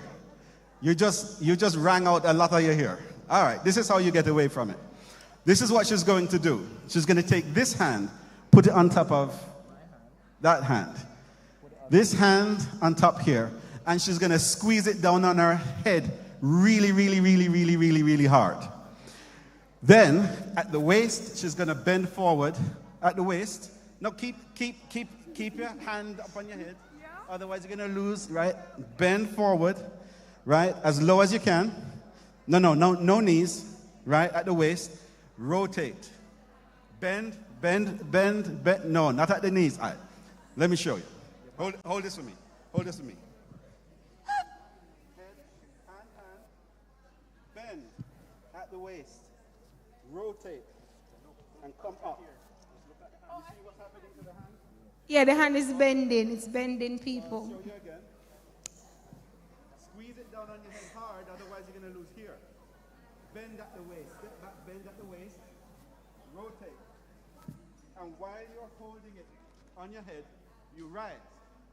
What's going to happen is that these ligaments over here, you don't want to stop coming up until you hear snap, crackle, and pop. And he'll be in so much pain that his attention is no longer going to be on you. All right? So that was the second one. Thank you. All right, we want to thank the members of the Office of Occupational Health and Safety here at NCU. We're ready for our next look, Sharon? Yes, yes. I think I learned a lot of self-defense moves. And I don't want to have to use them, because... Well, I hope you don't have to, but in case... In case. I hope you are paying attention, So if anything happens, you know how to drop the shoulder and throw them over. Okay, so now we move on to the casual Friday look. And this look is... Well, we are not at the casual Friday yet, but the work from home. Yes? Right. So our next segment, business casual, work from home, is perfect for less formal office environments. It balances comfort with professionalism. Women can opt for dress pants or skirts. She's in a jeans pants and a white slipper and a white, I would say it's a white cardigan with a white blouse. Yes, perfect pairing. She's looking like she's working from home, yeah? Yes. Remember in COVID time and we all had to work from home at some point? Professional at the top, cozy at the bottom. Definitely. Right. Now, before we take another look or have another contestant walk across the stage, we want you to know that empowerment also comes through art. Please welcome a musical item from Omari Harrison.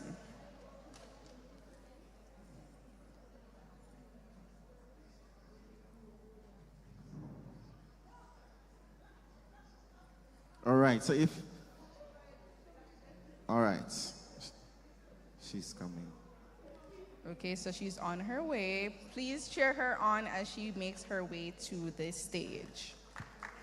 Come on, man. Cheer on the man. Cheer on the man. Yes. Ladies and gentlemen, Omari. Good afternoon. I'm sorry. Good afternoon, everyone. I'm actually trying to send a karaoke to the persons at the back, but I guess I have to sing a cappella.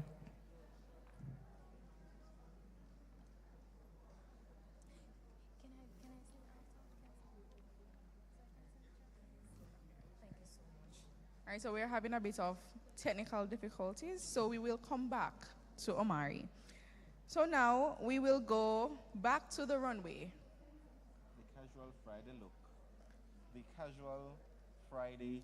The casual Friday look. Right. Please make your way to the stage. And Shari on Fridays, they are often a more relaxed look. It's the end of the week, Akeem. I can't wait to relax. I have church in the morning. I have to be my best self to go to church. Right. So you have to relax. So this segment shows you how to maintain professionalism with a laid-back vibe. And for men, this might mean dark jeans paired with polo shirts, right? Or sweaters and clean sneakers or loafers. He's wearing a black one with black jeans, and that's a baby pink t-shirt, yes? Well, not t-shirt, but polo shirt. Right. And for women, he's making his way very dapper, very clean. For women, a chic casual dress or a top and jeans combo keep things easy going. So as we can see, she's wearing a light wash jeans with a black casual, well, that's not casual, but a professional top. But it works for Friday, for the Friday look. And of course, she's wearing sneakers. So she's ready for the day. And the sneaker match the look too, white, gray, and black. It matches the look. So that's casual Fridays. All right, so while Omari is still preparing, we're going to take another self-defense demonstration. So please pay keen attention, and I hope you're learning thus far. You're learning, Sharia? Yes, I'm learning. Akeem, you want me to try it out on you? Just in a minute, in a minute. Okay, do we have another volunteer? Any volunteer will do. See, come on. Yeah, man, come. I'm encouraging you. All right. So basically, we're going to have the same scenario. But remember I said this doesn't really have to do with strength, right? And that's why I'm so happy that the little one volunteered. All right? So, step over this side for me. So, she's walking down the street, and somebody grabs her from the side with a handful of hair again. This time the move is going to be a little bit more, a little different, right? What she wants to do is use this hand to catch this hand.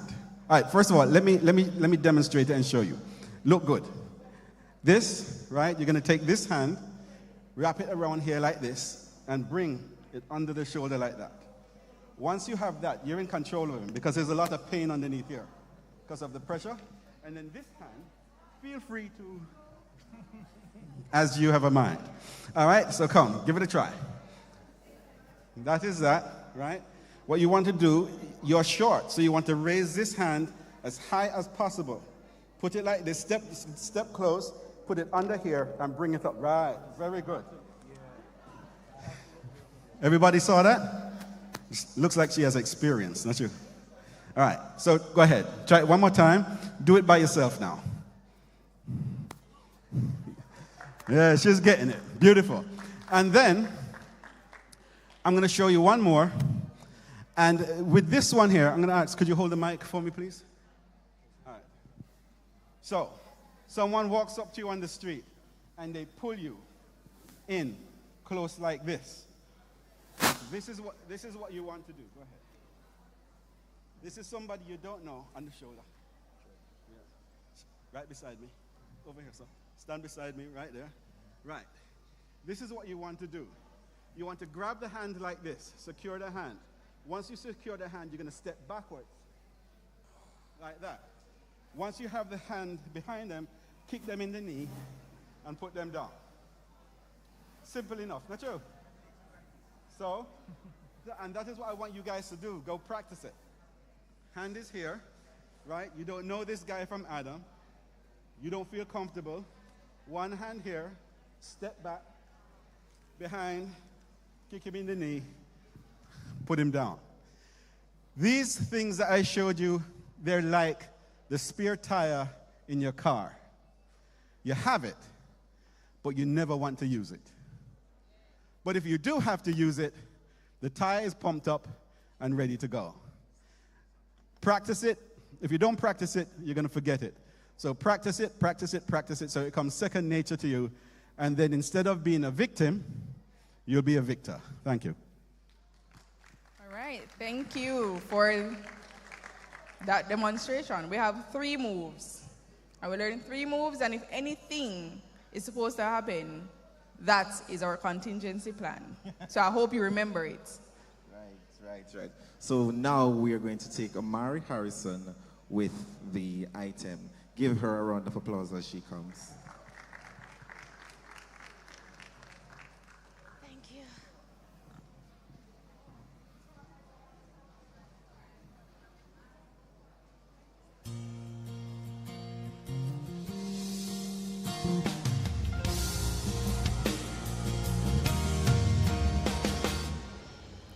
She pushed through the crowd so weak and so frail. So often she reached out, but her efforts failed. A face so persistent, determined, she must touch Jesus. Her friends said just give up, for after 12 years of heartaches and failures, disappointment and fears, accept your condition. With the multitude he will not see us. I can hear her rejoicing as she looks down the lane.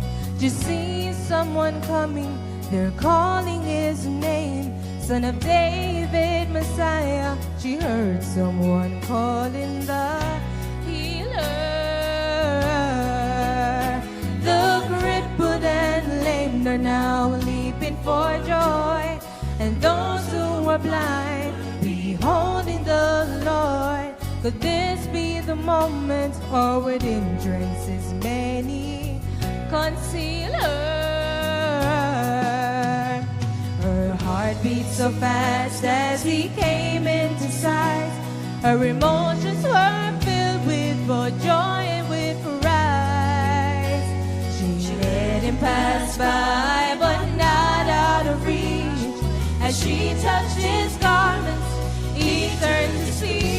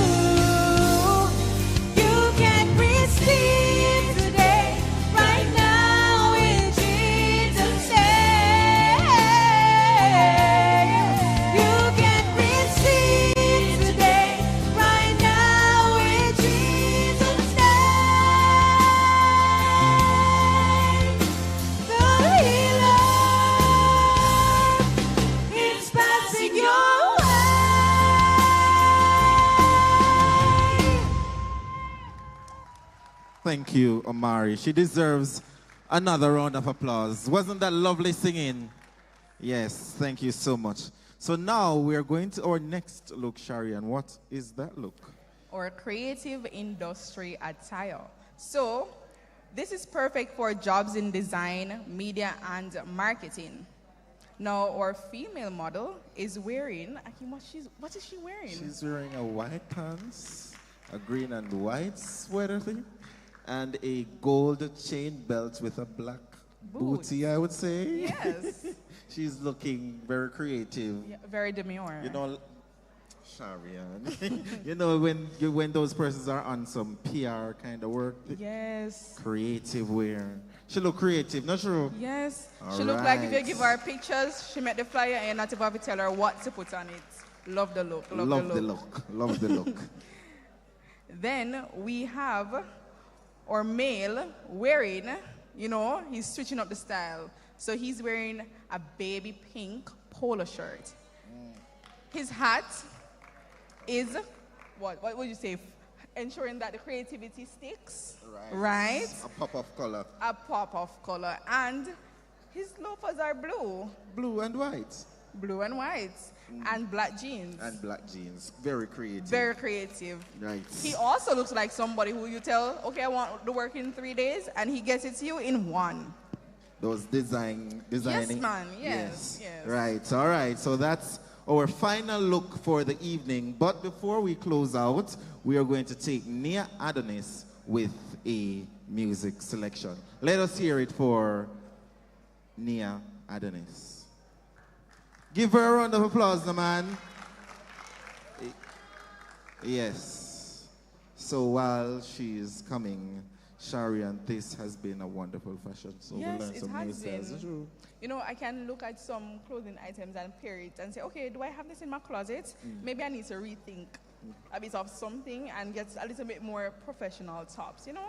I feel like I can wear the creative look on a Friday. Definitely. I wonder if Miss Daly will have anything to say about that. Miss Daly, we yet to get the confirmation from her. So, yeah. We'll hear later, man. Ladies and gentlemen, Nia Adonis.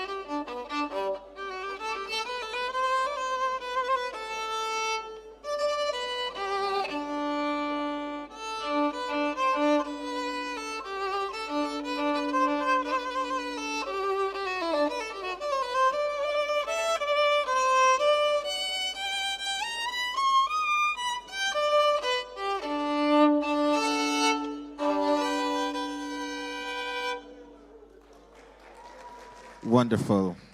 Give her another round of applause. Yes.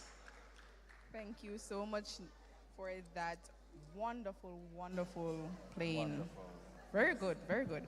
Now, as we conclude this inspiring event, we want to extend heartfelt thanks to the Basso Club and its president, Nathaniel Nelson, for organizing this fantastic showcase. Thank you, Nathaniel. We also want to thank our models, performers, and the Office of Occupational Health and Safety for their valuable contributions. And a big thank you to you all, the attendees, for making this event a success. I am Akeem Arndt. And I'm Sharian Blagrove. Now, I do invite Ms. Shellige Bignall, the Director of Career and Employment Services, to come and share some final words of encouragement with you all. It has been our pleasure serving you this afternoon. A big round of applause for our moderators this afternoon. Big, big, big, big, big, big, big, big, big. Thank you so much. When my young people are just always so engaged in school activities. Mrs. Morgan, I feel good. It's your school. It's your school, you know? I shouldn't even be up here. One of you should be up here spearheading this thing. This is fantastic. Basso, give yourselves a round of applause. Thank you for coming. And your ever-supportive Dean, Dr. Buckley, and your ever-supportive advisor, Lady Billings is here, and I know Mr. Carty is here somewhere around. Thank you, thank you, thank you for making this happen. And thank you to our booths. Give a round of applause for all the entities that have come out today. Blood Bank, were you busy today? Yes, they were busy today. Mental health, busy today. A number of the rooms were filled today. And we were happy you were able to take the time out to share with us. This is all part of your education. Those of you online, education isn't limited to the classroom. The hidden curriculum, which is this too, listen, you learned so much here. You know how many self-defense tips you learned here today? That you're going to employ. Look here, we live in a serious time. You need to know prayer is important, but we need to have the tools too. You know what I mean? And I want you to take the rest of the time to interact with the other booth holders as well and get as much as you can. And don't just keep it to yourself. Use it. Use it in your life. Use it in every aspect of your life. Just before you go, because I must make use of my audience here this afternoon, we are happy to have, once again, Mellow FM with us. And they have brought several sponsors with them. Carl's just gave away 3 big gift baskets to four to participants who were part of the, I think it was a juice drinking challenge. Now we have Island Dairies that wants to give away 2 beautiful baskets. Beautiful. And I have 2 questions for you. The first person to answer this question. Now, question number 1. Island Dairies has a number of flavors, bottled products, and in their box juices. I got 4 of those. I want someone brave to come right on this platform next to me and share with me 3 of the 4. The first person to come and share the 3 of the, and there we go.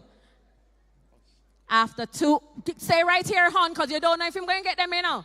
Because I have a list.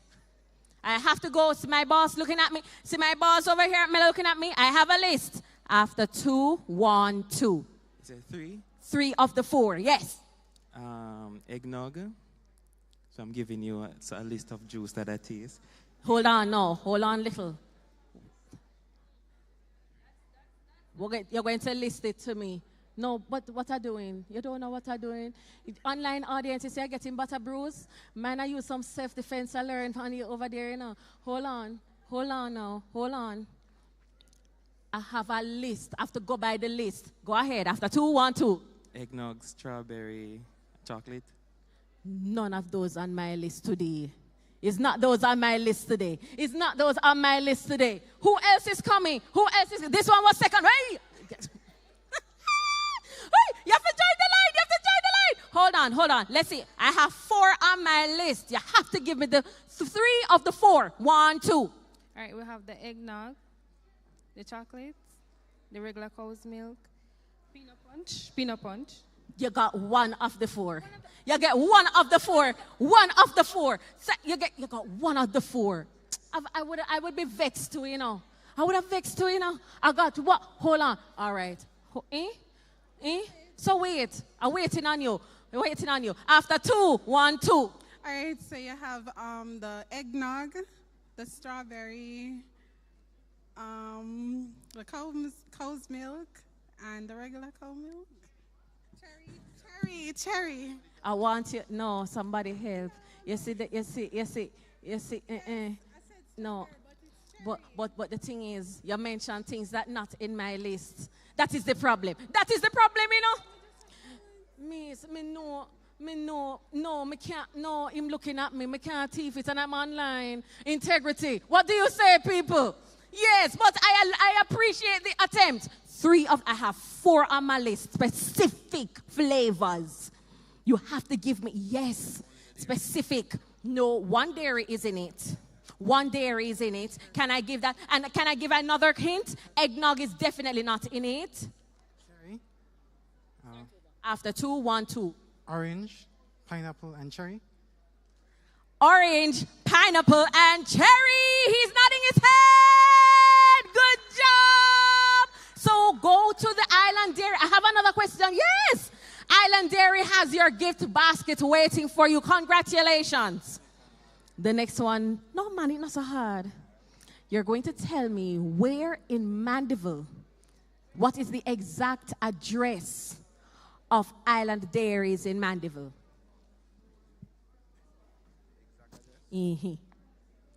Like is 1 Manchester Road, Mandeville, Manchester.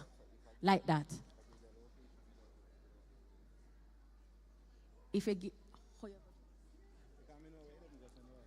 all right, let me hear what my boss has to say. I'm watching my boss over here and right here, you know. I'm watching them. It's 2 bosses I have. Give it a try and see. I don't know. Let's go. All right, so I would say Island Dairy is located across from Juicy Plaza in Mandeville. Real Jamaican thing. You go up so and turn up so and then cross from. Do we give it to him? Do it? No! What is the egg? We need the exact address. What's your answer? 2 Manchester Road, Mandeville, Manchester. Is 2 Manchester Road the answer? Give her a clap, everybody. Give her a clap. Wow. So we have 2 persons walking away. We have another giveaway, but of course, we have oh yes. We have another giveaway. Sir Brown has these. Okay, I have this, courtesy of the Office of Recruitment. Okay, I feel, what do I do with this item? And what is, I'm to tell somebody something? Just give it to you? No, but it's 1. It is one. Thank you, Island Dairies. Look at those baskets. Give them a round of applause. That's just awesome. I need some help. Some service, please. What to do with this bag? Throw the bag? That is not so becoming. Hey? Let's see the contents of the bag. So we have some visors in the, there are things in the bag for giveaway. I want you to, oh goodness. No, this is an on-the-spot business. My online audience can help me. What is the name of the special community service group straight out of the Department of Communication Studies? Who is no, you cannot be a DCS, sir. You cannot be a DCS student at all. You cannot be a DCS student at all. I need someone to tell me the name of the community. What is the name of the you have to come up here. What is the name? You have to come back. Don't shame, man. You're going to get the answer right this time. Come on. What is the name of the group that does community service from the Department of Communication Studies? Arms of Love is the correct answer. Give him a clap, everybody. What would you like me to give you? I'm going to give you this water, but you don't, Lord Jesus. On the camera, can you imagine? I'm giving you a visor. You're welcome. Clap him, everybody. Clap him, clap him, clap him, clap him. Now, when Maranatha Foods was here this afternoon, they did a live demonstration how to prepare a very nutritious drink. What was the main ingredient? I'll give you a hint. It was a special seed. They used some seed, and the seed was rich in magnesium and all kinds of things. What is the name of that? My online audience is answering, and I don't have the phone in hand. So I know they are responding. It starts with the letter P. Who is coming? 5. Okay, I'll start from 10. 9, 8, 7, 6, 5. Pumpkin seed. Is the correct answer. Clap him, everybody. Yes, courtesy of Northern Caribbean University, you've won yourself a visor. One more question. What is the name of the booth right now that is being operated by students where they are allowing you to guess how much sugar is in a particular or in a variety of bottled drinks that they have on display? What department is responsible for that? Real quick. Nursing department. Not the nursing this time. Who wants to try? You can't be from that particular department. Okay. Nutrition. Yes! Clap for everybody. Straight out of Western College Prep School. Okay. Next question. What is the name of the thrift shop that is here today? Where you can get clothing, beautiful clothing at affordable prices. What is the name of the thrift shop that is here today? You have to come. But if you get a present already, you can't get one again. What is the name of? Vital City. No, but they are part of the Vital City village area. Revive Me. Is the correct answer. Revive Me Closet. You're welcome. Listen, I have some more goodies, I have some more things. Oh, okay. All right. What is the name of the... Goodness. Okay. Because somebody wants to walk away with something. What a situation they put me in. What is the name of the craftsman that is right beside Revive Me? With all those wonderful handmade crafts. Blessed. No weapon formed against me shall prosper. Man, he puts a lot of work in it. And you need to walk away with at least 2 of those, each of you. What is the name of his business entity, please? The craftsman right there beside Revive Me Closet. 10, 9, 8, 7, 6, 5, 4, 3, 2, 1. Come on, Auntie Val, which one is it? What's the name? Is it Vital City? No, it's not. They are part of the Vital City area, but what is the name? So everybody is standing and not looking to the man and say, sir, please tell us the name of your... That is how we have to talk, open the mouth and talk. Are you with me? Who is coming? 5, 4, 3, 2. KW Decor. KW Decor. Clap her, everybody. You've won yourself a visor. And you must wear those things, young people. You are the real recruiters of this school. I want my students to tell me which one of these agencies, the Work and Travel Agency, is the oldest agency in Jamaica, having been around for... If any one of you ever make that thing, hey, what must I do? Who reach first? It's who reach first. Is she reach first, don't it? What is the name? Joyce Youth Exchange. Give her a clap, everybody! Joyce Youth Exchange, and they are here with us today. I'm going to give you a pence, okay? And you get a pull string bag from Joyce. Good. And the other, go for your pull string bag. Listen, there are a lot of goodies here for everybody. Okay, we've heard. Basso just did a nice fashion show for us today. Okay? And if you ever know, they had such limited time and they delivered. I'm so proud of you. I'm so proud of you. Put your hands together. They never said, I can't, They said, yeah, we're going to make it work. Strong leadership right there, young people. Excellent. Someone who is not in Basso. Who is the name? What's the name of the Basso president? 2024, 2025. You can't be in business. His name was mentioned so many times. What is the name of the leader of the Basso Club? You're in Basso? What club? What? Religion and theology, what is his name? No, but you get something already. You get too much things. Who is coming? Is this a Bassonian? What is his name? Nursing student. What is the name of the Basso president? 2024-25. Nathaniel Nelson. Nathaniel Nelson is the right answer. Clapper, everybody. And I'm going to give you a pull-string bag. Thank you, too. I still have some more goodies. What is the name of the booth that has the hair doctor there?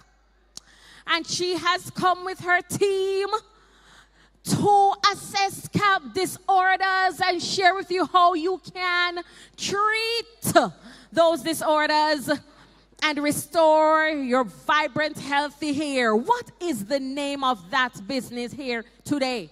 Tricotherapy Hair Center. All right, clap her, everybody. And I'm just picking out something, and you've won yourself a pencil case courtesy of NCU. Can somebody tell me the process? I'm on a roll now. Hi, Miss Hines. It's good to see you. I want you to tell me the process of giving blood through the blood bank. 4 steps. Well, 3. 3 steps. Like you must be between such and such an age. Then this will happen, then that will happen. Who is going to do that real quick? What's the process like of giving blood? May I see the hands of those who gave blood today? Wonderful. Wonderful. That's nice. What was that like for you? How do you feel after doing that? Do you think it was worth it? It was excellent. It always is. You're saving lives. I tell people, my child, my 1 year, no, she's not one. My first daughter would not be alive today if no one had given blood. Oh, yes, she needed blood transfusion in order to live. That was one of the things. Excellent. You're doing yourself a great service when you do that. What are the 3 steps? You must be, okay, true or false, you must be between 17 and 60. True or false? Who's going to tell me? True or false? 5, 4, 3, 2. Are true? No. It's false. So then, since it is false, I'm giving you another try. Tell me the actual. You're not telling me? Who is going to tell me what age should you be? At least? Who is coming up to tell me? Who is coming for? At least? How old should, what is the age range in order to give blood? At least 18. 18 to? 60. All right, give him a clap. 18 to 60. And I'm just popping out something. I have a few more left in here. I'm running out of. What else? What were the two entities that came to provide live coverage for us today? Huh?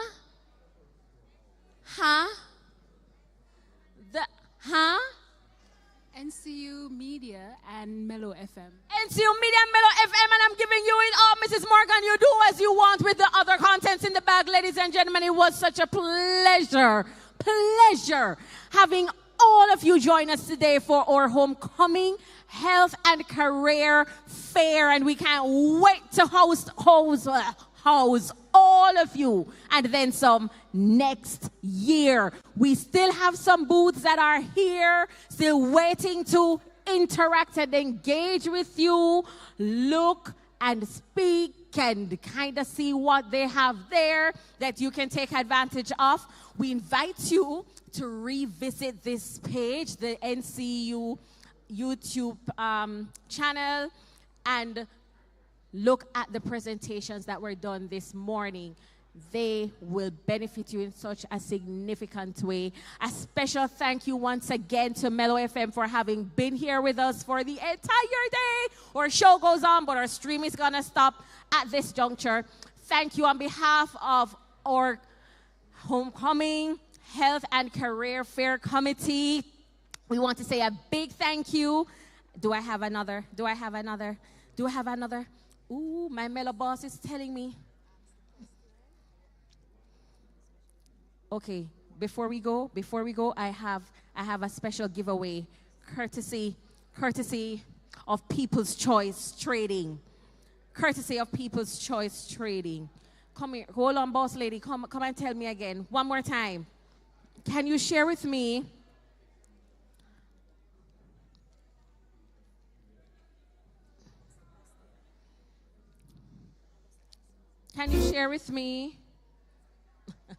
Okay, I did a blunder, but I'm not sure if I'm with you. Okay, can someone please let me know the name of the business that specializes in cleaning, in sanitation, pool care products, and restaurant supplies? People's Choice Trading. Of course it is People's Choice Trading. Your gift is waiting for you down there. Clap her, everybody. Well done, Shari. You answered as well. I don't know if they can get something for you. You should have come up quickly. Listen, man. Go.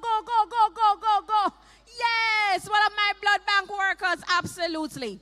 On behalf of the Homecoming Health and Career Committee, I want to say thank you. Thank you for joining us today. And we hope that this whole event and what you would have seen via the stream would have done something special for you today, and that you will be able to use in your careers and in your personal development. My name is Shelly Gay Bignall, and I am out. Blessings to you.